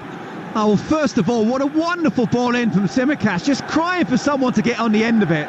It's gone all the way out, still inside the box, but Trent Alexander-Arnold, we talk about his technique and how good he is on the ball, striking it first time. Kinski, nowhere, no chance. Dragoshin reading the situation, clearing it off the line, and then the ball comes back and he's diving header almost, making sure it didn't go in at the far post of that shot, but Trent coming so close. Listen, this is 0-0. This is a proper game now. The second half has been brilliant. Both teams have stepped it up. And here comes Son, looking as if he's a little bit injured, just walking off on the near side. I don't know if that is the case or not, but he very quickly signalled that he needed to go off there after going down on the far touchline. And on, I think it's Timo Werner who's going to come on, isn't it? Down in front of us, Timo Werner. And Dejan Kulusevski gets the armband as he exchanges high fives with Son. And on comes Werner to play on that left-hand side for Tottenham. Well, I remember watching him play for Chelsea. Not a lot has changed. A lot of pace. Can be a defender's fullback's nightmare. It doesn't seem to have that composure in front of goal, but it can make an assist. I think he's very dangerous down the left-hand side. And Spurs still keeping their dream alive of giving Son what he craves, which is to end his time here with a trophy. That's something that was referenced yesterday by Ange Postecoglou. He has extended his contract, or Spurs have extended the clause in his contract that gives him an extra year. I think that was to prevent him from signing a new contract, a pre-contract agreement with someone on foreign soil. I know there were a few sort of sniffing around that, but he hasn't impacted the game as much as Son of old did, and that's been the case for most of the season, really. Here is Alisson, deep inside his own half. Werner tries to press Endo. Bergvall just goes in on Gravenberch, but he gets out rather easily, and the ball is sent towards his left-hand side. Tsimikas allowed it to run in front of him, but no one challenged him for the ball, and he was able to get it on to Diaz, and then on the overlap he tries to steer it into the centre. It's blocked by Pedro Porro. Wasn't a great cross from Tsimikas this time. Diaz trying to win it back. Kulusevski goes across to help out Pedro Porro in the right full-back position, and again it's red shirts all over white ones, and then Luis Diaz sort of pushes Porro to the floor, and the free kick is given in the right full-back position. I've got to say, that's brilliant full-back play from Pedro Porro. First of all, defensively, almost a 2-on-1 situation with Tsimikas and Luis Diaz, and he made sure that he stopped the cross. And then a few seconds later, when he's got the ball, again, he's got two players on him, and nicks the ball pass, wins the free kick, relieves his team of pressure. Ange Postecoglou's former team have won tonight. They've beaten Dundee United 2-0 Celtic in Scotland in the Premiership. Here is Dragasine, whose block on the line was incredibly important for Tottenham, and he's now driving up the field and trying to release his teammate. He's now got to get back into position because he's given the ball away to Trent Alexander-Arnold, and then McAllister, who's tried to funnel it forward to Salah, but it's cut out by Gray, who's then found Timo Werner, who's got away from Alexander-Arnold. He's got into the penalty area, down the outside, and gone to a near post, which wasn't really the area with which he could do any damage, and he just slams it straight into the side netting with Solanke waiting in the middle. Well, if you want to sum up Timo Werner, that was pretty much him. You could see his first touch was decent. Trent Alexander was almost trying to pull him back, but couldn't even catch him. Great pace, goes down the line, and then again, I talked about that composure, just not good enough. I'm telling you, you ask any defender, they'd hate to play against him because he can make you look stupid. But in terms of being effective for the team, he hasn't got that top-class quality. Luis Diaz takes the ball down and then runs at Pedro Porro, and then tries to get beyond Kulusevski, who just gets a foot in, but it takes it into the path of Darwin Nunez on the edge of the area, and then Diaz tries to just curl it into the path of Salah, but it's overhit, and it swirls behind and goes out for a goal kick away to our left-hand side. You're listening to Talksport. Tomorrow morning on the Talksport breakfast, Alan Brazil is back 6 o'clock tomorrow morning. Make sure you tune in for all the usual fun. And they'll have Ashley Young and Tyler Young on tomorrow ahead of the Everton game. Oh, there's a problem here for Kimski, under pressure from Jones, who did well. It's a good ball then out by Kimski to get out of that grip from Jones and then elevate it up to Solanke, who got a good header on. Tottenham are in possession again. 15 minutes to go. Is there going to be a winner in this game? 0-0. It's never a 0-0 at Tottenham. Ball forward. In behind is Solanke. Running behind Endo. One-on-one. Slips it under the goalkeeper and scores. It's never 0-0 at Tottenham. Dominic Solanke scores his 12th goal of the season. Running in behind the Liverpool defence and punishing that Liverpool back line with a super finish from just inside the box. Spurs so desperate to win something, and that will help. He scores. Liverpool complain there was an offside in the build-up, and they might be right. Yeah, they might well be right, and obviously we have VAR as well, don't we? But the referee's assistant kept his flag down. In the semi-final there is VAR, and this could take a bit of time, Sam. We know they're not the quickest. And we are going to get an explanation from Stuart Atwell, who will tell us on the loudspeaker here exactly what it was if he has to explain it. They're checking a goal for possible offside. I've seen the replay. I mean, it's really, really tight. Really tight. It's between. He's the other side of Endo, but it's whether Trent behind him has kept him onside or not. You know, it's actually quite close to where the groundsmen have done the line, so you can see he's definitely in front of Endo, goal side, but is he where Trent is? As Trent, as a fullback, should be looking along the line, making sure that the centre-back is the last man and talking to him all the time. Well, Stuart Atwell says, I'm going to tell you what's happening in a minute, so you don't need to come over and ask me, just wait and then find out. I mean, he looks onside to me. He's offside, I think. Yeah, he's offside. He's offside. They're going to rule it out. Here's Stuart Atwell.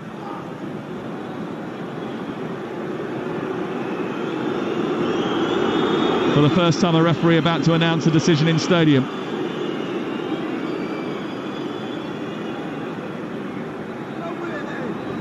Come on, get on with it.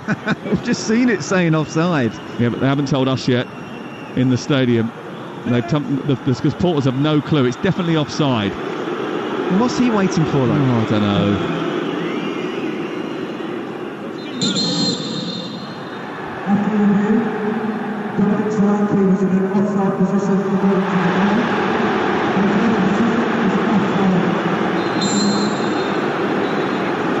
Even when they tell you they don't like it. Well, that was Stuart Atwell explaining the decision. I mean, he decided to blow the whistle when his mic went live, which, you know, from a technical point of view, could have blown the speakers. Burst my eardrum. 0-0 is the score because that goal has been chalked off. That's a shame as well. It's a shame. The game deserves it. I think Spurs deserve it. Yeah, Solanke deserves it. So it's 0-0, and we're back to all square, and Liverpool on the attack again with 10 minutes to go. Here, given away by Trent Alexander-Arnold. Jed Spence into midfield, onto Bergvall. Tottenham thought they'd got themselves in front. I wonder what the manager's going to say about that afterwards. You'll be able to hear the interviews on the Sports Bar. 03717 223344. The boys in business tonight from 10 o'clock or to when we finish here. And we might be a little bit late tonight because of the 11 minutes that we had added at the end of the first half, and we'll have a couple at the end of this. Good luck with the interview, by the way. It's fine. Listen, he's a nice bloke. We'll be fine. Konate's about to come on. So who's coming off? Alexis McAllister. I think you were just wishing me a bit of luck with a sprint downstairs, weren't you? No, I know you can do that bit. Yeah, but it's cold out there tonight. I might pull my hamstring on the way down. Well, the way things are going tonight, someone's going to get a significant injury going down those stairs. Yeah. 10 minutes to go before the end of the game. It's 0-0. No team in Europe has won more games this season than Liverpool. They're always a threat right to the end. They always find a way to win. They have the best away record of anyone. They've scored more goals than anybody in the Premier League. And they have the ball here with Luis Diaz, and it's on to Curtis Jones, edge of the area, trying to get into the box. Across comes Basuma. Good defending by him. I do think that the change of formation, the slight change in formation tonight, that extra body in midfield, especially in the first half, helped out. And although that has had to be altered with Kulusevski being moved around a little bit, it's still been more robust from Spurs tonight. Gray and Kimski, just a little bit confusion as the ball's played down the right channel. And Gray got there ahead of his goalkeeper and then collided with him and took him out for a couple of seconds. They're back on their feet now, and Tottenham have the ball by the corner flag. Basuma back to Gray, trying to clear. Brilliant. Over Solanke's head, and then Konate comes across and pushes it out over on the far side. He's gone into the back line, and Endo's gone into midfield after that substitution. Sam, Archie Gray, again, you know, he does exactly the right thing. He's clearly not had the shout behind him from Kimski, so he's got to go for that challenge in the first place. And then they've got it in a corner. It's 3-on-3. Plays little 1-2s, and then a really good ball over the top as well. He knows exactly what to do. He's so mature for 18. He's terrific footballer, but Leeds United fans would have told you that from the minute he was transferred. Tottenham were getting a bargain. Here is Alexander-Arnold into Endo, scooping it on towards the right, asking a lot of Salah, who's not going to be able to keep it in over on the far side. It goes out for a throw. 82 on the clock, and it's a more robust performance from Tottenham tonight, which has stopped Liverpool from scoring, and that doesn't happen very often at all. What, that Liverpool don't score or that Tottenham don't concede? Let's go with the positive, that Liverpool don't score and Tottenham are doing well with their defensive work. Here is Jed Spence on to Werner into the penalty area, trying to take on Trent Alexander-Arnold. Flips across into the box, headed away by Van Dijk. Oh dear, no one went out to meet that, and it's been back to Jed Spence rather easily. Now a chance for Werner once again. Werner to the edge of the penalty area, looks to try and take on Alexander-Arnold. Hesitated too long, did squeeze it to Jed Spence, and then gets it back again. Bergvall to Spence, left side of the box. No one really showing any dynamism to get the ball in the box. Kulusevski will certainly do that. He turns, spins, gets the ball into the 6-yard box, but Alisson gets there ahead of Dominic Solanke, and it's cleared away. That Solanke goal ruled out for offside.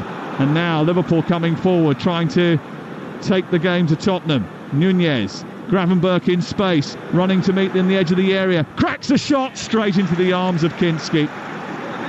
He was 20 yards from goal, if not a little bit more. He really caught it, but it was straight down the throat. Tsimikas has got a problem on the touchline here. The Liverpool bench is not happy. The Tottenham bench responding, but it's not Slot and Postecoglou. It's their assistants that are having a bit of a shouting match from inside the technical area. And Virgil van Dijk is having a word with Stuart Atwell. Stuart Atwell now walking out into the middle of the pitch as the medical staff are allowed to get some attention. But it's Lucas Bergvall who committed that challenge, and Van Dijk is pointing out that Bergvall's already been booked. He is. He's on the yellow already. And that is actually another yellow card. He's gone for a sliding tackle. He's not got the ball. He's got the man. And the fact that Tsimikas is still down getting treatment is a little bit immaterial, but it's a mistimed tackle. Is it churlish for me to say if it was a fair and even playing field, Tottenham will be down to 10 then? You're a bad kid, you. I'm joking. We can all laugh. That's what football's all about. A bit of banter, isn't it? Absolutely. But look, this second half deserves goals, for sure, from both sides as well. Yeah, Tottenham will be really disappointed actually that goal was chalked off, because to go up to Anfield with a 1-goal advantage after this first leg, that would feel about right, I think. That would almost make it, I think, just 60-40 in Liverpool's favour. 0-0. Obviously at Anfield in a month's time, they'd absolutely take that, a one-off semi-final to get into the final. Well, it's great for us, and we're looking forward to doing those two semi-finals. Newcastle against Arsenal, and Arsenal trying to go hell for leather to get back from 2-0 down, and now this one, which is finally poised as we go into the last 5 minutes. Now this is Solanke setting up Bergvall! Brilliant from Tottenham. Solanke tees up Lucas Bergvall, who gets his first goal for Tottenham Hotspur, and it is a mega goal, a mega important goal, a brilliant finish from just inside the box.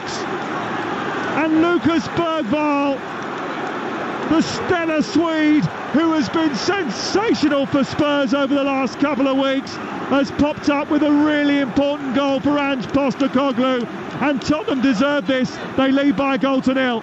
Yeah, a couple of bits of brilliance. First of all, from Dominic Solanke, brilliant centre-forward play, running the channels, holding up the ball, perfectly weighted pass. The problem being, of course, is that should he be on the pitch? That's what I was going to come to. Bergvall, who finished it, a great run and then a great finish, but just literally seconds before, I genuinely think you don't want to see players getting sent off, but it's a yellow card for what he did, and therefore a second. I don't believe he should be on the pitch, but he is. And the bottom line is the Liverpool midfield did not run with him. The back four couldn't handle it. It was a great ball over the top. It's just brilliant centre-forward play from Solanke. Running the channel, holding Konate off, laying the ball inside, seeing who's there, and no one has gone with the runner. It's a great run, it's a great finish, but he shouldn't be on the pitch, in my opinion. Lucas Bergvall, who could have been sent off for 2 bookable offences, pops up to score the winner. They say these things even themselves out over the course of the season. They might have evened themselves out for Ange Postecoglou over 5 days. Are you formulating your question right now? Here is Luis Diaz down the left-hand side, cross deep towards the far post, doesn't reach his intended target, flicked away by Werner, comes back to Gravenberch. Then it's on towards the right-hand side, and it's picked up by Alexander-Arnold, who tries to get into the box, can't do so. Sends it to Mo Salah, right side of the area, takes on Jed Spence. His ball into the area, it's cleared away by Basuma, and it's out towards the far side. Now Liverpool got to up it now. They've only been beaten once this season by Nottingham Forest, but they're behind against Tottenham Hotspur. And Tottenham, who have struggled in games recently, are about to get a victory which will certainly lift the mood amongst their supporters and their manager. Can they hold on to it? Van Dijk. Then on to Endo. Back in field to Konate. Straight out to Alexander-Arnold. The cross is blocked. He gets a second chance to get it in. It's headed away by Archie Gray. Comes back to Tsimikas. Left side of the area. Liverpool pressure now. On to Diaz. Tsimikas. His cross into the box. Steered away by Basuma. Away by Solanke further. Chested down by Van Dijk halfway inside Tottenham territory. Back out wide it goes to Luis Diaz again. Diaz on to Tsimikas, left wing position, bending cross towards the far post, might come to Salah, didn't see it in time, missed it, went through to Trent Alexander-Arnold instead. Here's Endo. Alexander-Arnold needs to get a decent ball into the box, he does that. Luis Diaz goes up with a header but didn't get it right. It's away by Basuma, and anywhere will do for Tottenham right now. Do you know what, how many times have we said this where Spurs have scored and then game management has not been good enough? They have to make sure they keep this clean sheet. 1-0 and the tie is well and truly on. What I would say is Dominic Solanke's got to try and stay up. Don't be too tempted to drop off, because when that ball is just booted up, someone's got to be up there to try and challenge the centre-halves, otherwise the ball just comes straight back again. But this has been brilliant from Spurs. It's a good finish from Lucas Bergvall. His first ever goal for Tottenham Hotspur. The last time he scored was his penultimate game in Sweden. But there will be a lot of discussion about whether or not he should have been on the pitch when he struck that into the net. Ange Postecoglou celebrated. Arne Slot got a yellow card for his protest to the fourth official down in front of us, who is Tim Robinson tonight.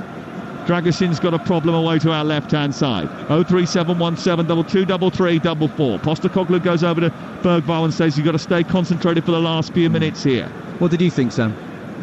You can give your opinion. It's a double yellow card, isn't it? It's probably a sending off. But these things do happen in games. Of course they do. It happened to Dan Burn the other day. He probably should have been sent off in that match. He should have been. But he wasn't. No, he wasn't. So, it happens. Look, again, this is people who don't like VAR, and I'm in the minority. I don't like the VAR the way it's done, but I still think it can be a good thing. But people who want the VAR to be out, you go with the referee's decision. The referee's decision at the weekend was Dan Burn doesn't deserve a yellow. I personally think he did. And then with this particular instance, no one wants to see anyone get sent off. I suppose the first thing is the first one that he got the yellow card for, he didn't make any contact with the player. No, but look, it doesn't have to be you don't have to make contact for it to be a foul. The question is, did it deserve to be a yellow card? Now, I would actually say the second one that wasn't given was more of a yellow card than the one that was. But when you're already on that yellow card, you can't really go down to ground. I do think he's fortunate to stay on the pitch, but it doesn't matter. Referees made that decision. It's 11v11, crack on. And it was brilliant from Spurs. And sometimes fortune favours the brave, and he's been brave. He's been brave all night. Yeah. Here is Solanke over to the far side. Werner trying to get down the touchline. Alexander-Arnold gets there. Liverpool fans won't be happy about it though, and they can have their say tonight on the sports bar. The boys ready for you. They're primed. Wonder what O'Hara and Cundy are going to say tonight. They were in good form last night. 03717 223344. Luis Diaz into Curtis Jones, then back across to Konate over on the far side. Liverpool got 7 minutes to try and get an equaliser, and Luis Diaz rises above the defender and it goes behind. Was there a clash of heads in there? I think there was, and as a result of that, a free kick has been given to Tottenham Hotspur. Pedro Porro just slowly, gingerly getting back to his feet after a clash with Luis Diaz as that high ball came in from the right-hand side from Trent Alexander-Arnold. Do you know what? It's Trent at his best, isn't it? He gets the ball out. I played against David Beckham and he did a very similar thing. Doesn't have to go past you, just get half a yard. He whips the ball in. Keeper can't come out and claim it. I'm not sure there was any contact there. I don't think there was any contact from Luis Diaz on Pedro Porro. No, he slots. He's absolutely livid. He's just seen that as well. There's no contact. He just headed the ball and then went down. That should have been a corner. Well, the Tottenham fans are happy, and they need a bit of a spell of happiness because it will ease the pressure on Postecoglou. It's just a second home win in 9. It's a timely victory, and it's only half-time in the tie, but it's going to give them hope if they hold on. And there's still 5 minutes of added time to play. The two top scorers in the league. And go back over the course of this season, and Liverpool have only once been stopped from scoring. You know the date. 14th of September at home against Nottingham Forest. They've scored in every other game. They might still score in this one. Here is Jones, on to Luis Diaz, down the left-hand side, bending it through the box! Oh, Nunez with an acrobatic effort which is steered past the post by Kinski. Wow, what a save again! Kinski, what a debut! It's a great ball in. How Darwin Nunez has been able to get that on target, it's some kind of contortionist, but brilliant play. But still a wonderful save. Acrobatic effort stopped by Kinski. Another chance to cross the ball into the box for Liverpool. Tsimikas with a chance to do so, left-footed, an outswinger towards the back edge of the 6-yard box, headed away by Solanke. Now Kulusevski's got it, and it's a chance to break here, and Werner puts the afterburners on and runs over the halfway line. Look at Brennan Johnson steaming through the middle. They've gone to Kulusevski instead. Gravenberch goes across, gets there brilliantly, and Darwin Nunez in a centre-half position goes and picks the ball up and kicks it long. It's a poor ball forward. He thought he was a centre-half there and just larruped it instead of just pass it to the nearest person, then get further forward. There's 4 Spurs players back, so again, well done to Spurs, and 1 Liverpool player forward. How do you view this? Is this a Liverpool team that are slightly undercooked, or just a very good Spurs team finally playing to their maximum, and everyone now wants to be at their maximum when they're playing Liverpool because they're there to be shot at? Well, look, Liverpool have not been at their best. There's been a better performance than it was against Man U, but not as good as it has been many times this season. But full credit to Spurs for this. Here's Diaz down the left-hand side, bursting into the box, and he just hits the ball, and it goes out and away for a goal kick away to our left. Pedro Porro says that Luis Diaz dived there. Well, I think he's got a point, by the way. And I think Diaz himself is suggesting that that is the case. And VAR just checking to see whether or not there was anything in this. Well, when you're minutes away from losing 1-0, he just overkicked it. He's absolutely overkicked it. And Pedro Porro, I think, has been superb. It's been, again, I talked about in the first half, when you're not playing particularly well as a team, you've got your individual battle. If you're a defender, make sure your winger, your forward doesn't get past you. If you're a forward, try and bully your defender if you can. And the bottom line is, actually, second half, I don't think Liverpool played bad at all. But Spurs have been absolutely excellent, and I think just about deserve this victory. And from a neutral's point of view, this is almost the perfect scoreline. Listen to these Spurs fans. This is great for Postecoglou. It'll only be the second defeat that Liverpool has suffered since Arne Slot arrived at the club. And there is time to reverse the damage, though. It's not over. 1-0 is a slender advantage, especially when you're Tottenham and you've got a defensive record like they've got. Especially when you're coming up against Liverpool with the home record that they've got. But the League Cup holders are going to have to go to Anfield and climb a hill. Not a mountain, a hill. And climb they must. Dragusin over the top of the Liverpool defence, looking for Pedro Porro.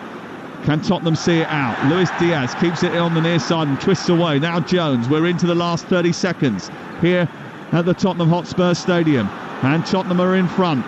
But Diaz trying to stop that. Runs towards the edge of the area. Then squares it for Trent Alexander-Arnold, who's wandered into midfield. He needs a decent ball to the back post. Salah tries to get there. Jed Spence heads it out. It goes for a corner to Liverpool in the final 15 seconds of the allotted 7 minutes of added time. Alexander-Arnold on the ball to take a corner to give Liverpool one last chance. And with the final kick of the game, can Liverpool arrest this deficit? Stuart Atwell watching on. Tries to call a halt to the pushing. Everybody apart from Gravenberch is inside the penalty area. And the kick taker Alexander-Arnold into the centre. Headed away by Bissouma. Comes back out to Alexander-Arnold. Needs to get it back in immediately. Onto his left foot. Delivers the cross. It's headed by Bergvall into the air, the goal scorer. Drops in the box. falls kindly for Virgil van Dijk, tries to tee it up, Endo cracks it, blocked by Basuma, great defending by Tottenham Hotspur. Jones is down inside the area. They want VAR to look at an incident. The referee is playing on and Jones is getting back to his feet. Still they come forward, Liverpool, even though the clock has gone past nearly 98 minutes. We've played nearly 8 minutes of added time. We were only supposed to have 7. Jones is back on his feet. Kinski's got the ball in his hands and Tottenham are seconds away from a famous victory. Well, the ball went into the box there and it dropped inside the area. Kulusevski didn't really catch Jones and Tottenham are coming forward at the other end. It's on towards Kulusevski by Werner. It's cut out by Alisson, who needs to get it up the pitch quickly. Still we play on. 98 minutes and 24 seconds. It's finished now. Liverpool's longest unbeaten away run in over 35 years is over. Turbulent Tottenham turn on the style in the League Cup semi-final and become only the second team to beat the best team in the land this season. It means that Spurs have an advantage to take to Anfield in a month's time, but that could be crucial to their hopes of ending their 16-year trophy drought. There'll be confrontation and controversy. Virgil van Dijk is already in the ear of the referee. He thinks that Lucas Bergvall should have been sent off for 2 bookable offences moments before he scored the only goal of the game. Arne Slot is furious, but it's Tottenham are going to go away with a 1-0 lead at the end of the first leg of the semi-final. It's been tough being Tottenham this winter, but this is one of those rare sunny days for their supporter base. It's finished. Tottenham 1, Liverpool 0. Wow, I think Ange will be happy, so that's good news for Sam Matterface. You'll hear from both managers on the Sports Bar on Talksport tonight, and you can get your calls in 03717 223344. Scott Minto, let's talk about the winning goal. I thought it was absolutely terrific. The strength from Solanke, the run from Bergvall, beautiful finish as well. Great goal. Brilliant. It's exactly why Dominic Solanke has been brought to Tottenham Hotspur. £65 million spent, and he's got a little bit of everything, but that was brilliant. It was almost Alan Shearer-like, wasn't it, in the way he ran the channel, just held off Konate with his strength, and then had the composure to look up, the way to pass. And then, okay, I'll liken someone, Bergvall, to a Frank Lampard with the amount of runs that he made into that box there. And then a great finish as well. Should he be on the pitch? Well, it's immaterial, really. He was. And Liverpool players, the midfielders especially, had to track back, and they didn't. It's a brilliant second half, Aid. You and I, we'll have to agree to disagree in the first half, but the second half we can both agree that's what these two teams are capable of. Brilliant watch. Yeah, I thought it was absolutely terrific second half. No question about that. And I thought Spurs just about deserved to take a lead to Anfield for the second leg. What about Liverpool? Because Mo Salah started, I can't remember much about him at all. Nunez came on, did a couple of little things, nothing really special. Diaz dived a couple of times. Jota was okay. They've got some great attacking players, but didn't really turn up tonight. No, they didn't. And again, after that performance against Manchester United at the weekend, this was a little bit better. Certainly the second half was. I think they probably deserved the goal, but I do agree with you that Spurs just about edged it over the whole 90 minutes. Going forward, I'm not going to say it's a worry for Arne Slot, because they've still got to go back to Anfield and have the second leg. But they're still top of the Premier League. They're still top of the Champions League. So, look, everything's still rosy in the garden. But what they don't want to do, Aid, is make sure that, obviously, the next game is against Accrington in the FA Cup. They should win that one. But then it's Forest away. Forest have the chance to do the double over them. That's incredible in itself. Then there's Brentford away. We know how good they can be at home. So there's a couple of tricky ties that they've got coming up in the league. They just want to make sure that it's nothing more than a blip right now and they get back to how they were. If they lose at Forest, I think some serious questions are going to be asked. But I think they should be asked already, because less than 3 weeks ago, they've scored half a dozen here. And now, tonight, they didn't really look like scoring. You weren't thinking, the breakthrough's going to come any second from Liverpool. I'm going to ask you a quick question. Based on the last 2 games, have Liverpool gone? No, they've not gone, but the performances have definitely dropped for sure in the intensity, and it's something that Arne Slot will be worried about. But look, you've still got to think of where they are at the moment. As I say, it's a little blip. It's nothing more than that. But they want to bounce back, hopefully get a very good win against Accrington, where they should. That Forest game, I agree with you, mate. And that's a really, really interesting game, because Forest are on fire right now. And if Liverpool, looking at the last 2 games, play like that at the City grounds, it's a 50-50 game. I've got to tell you that Anthony Kinski has just made his debut in goal for Spurs, kept a clean sheet against Liverpool, has just had a massive hug with someone in the crowd, possibly a girlfriend, family member, whatever it is, but there were tears shed. What a debut for that young man. He showed what he could do with his feet. He made some great saves. I thoroughly enjoyed watching him in both halves tonight. I was so happy he kept a clean sheet, because it feels like he's got a lot of bravery, a lot of courage, and he showed it tonight. Yeah, absolutely. I couldn't agree more. You kind of want him to... You want to be entertained. You know, Andrew said, well, you're not entertained a few weeks ago. Well, we were definitely entertained, and he does entertain. What you don't want is him to making mistakes and suddenly, within the space of a couple of months, feel pressure of what he's naturally good at doing. He looks very comfortable. There was one shot early on which he made it look really simple, but that's because the top goalkeepers do that. They position themselves really well. But there's no doubt about it, he's also brought for his feet, and there were at times I'm thinking, oh my goodness me, especially on your debut, but sometimes when you're 21 you don't have any nerves. Clearly his old man is a brilliant guy to learn off, both psychologically as well as goalkeeping wise. I thought it was just an absolutely sensational debut, I really did.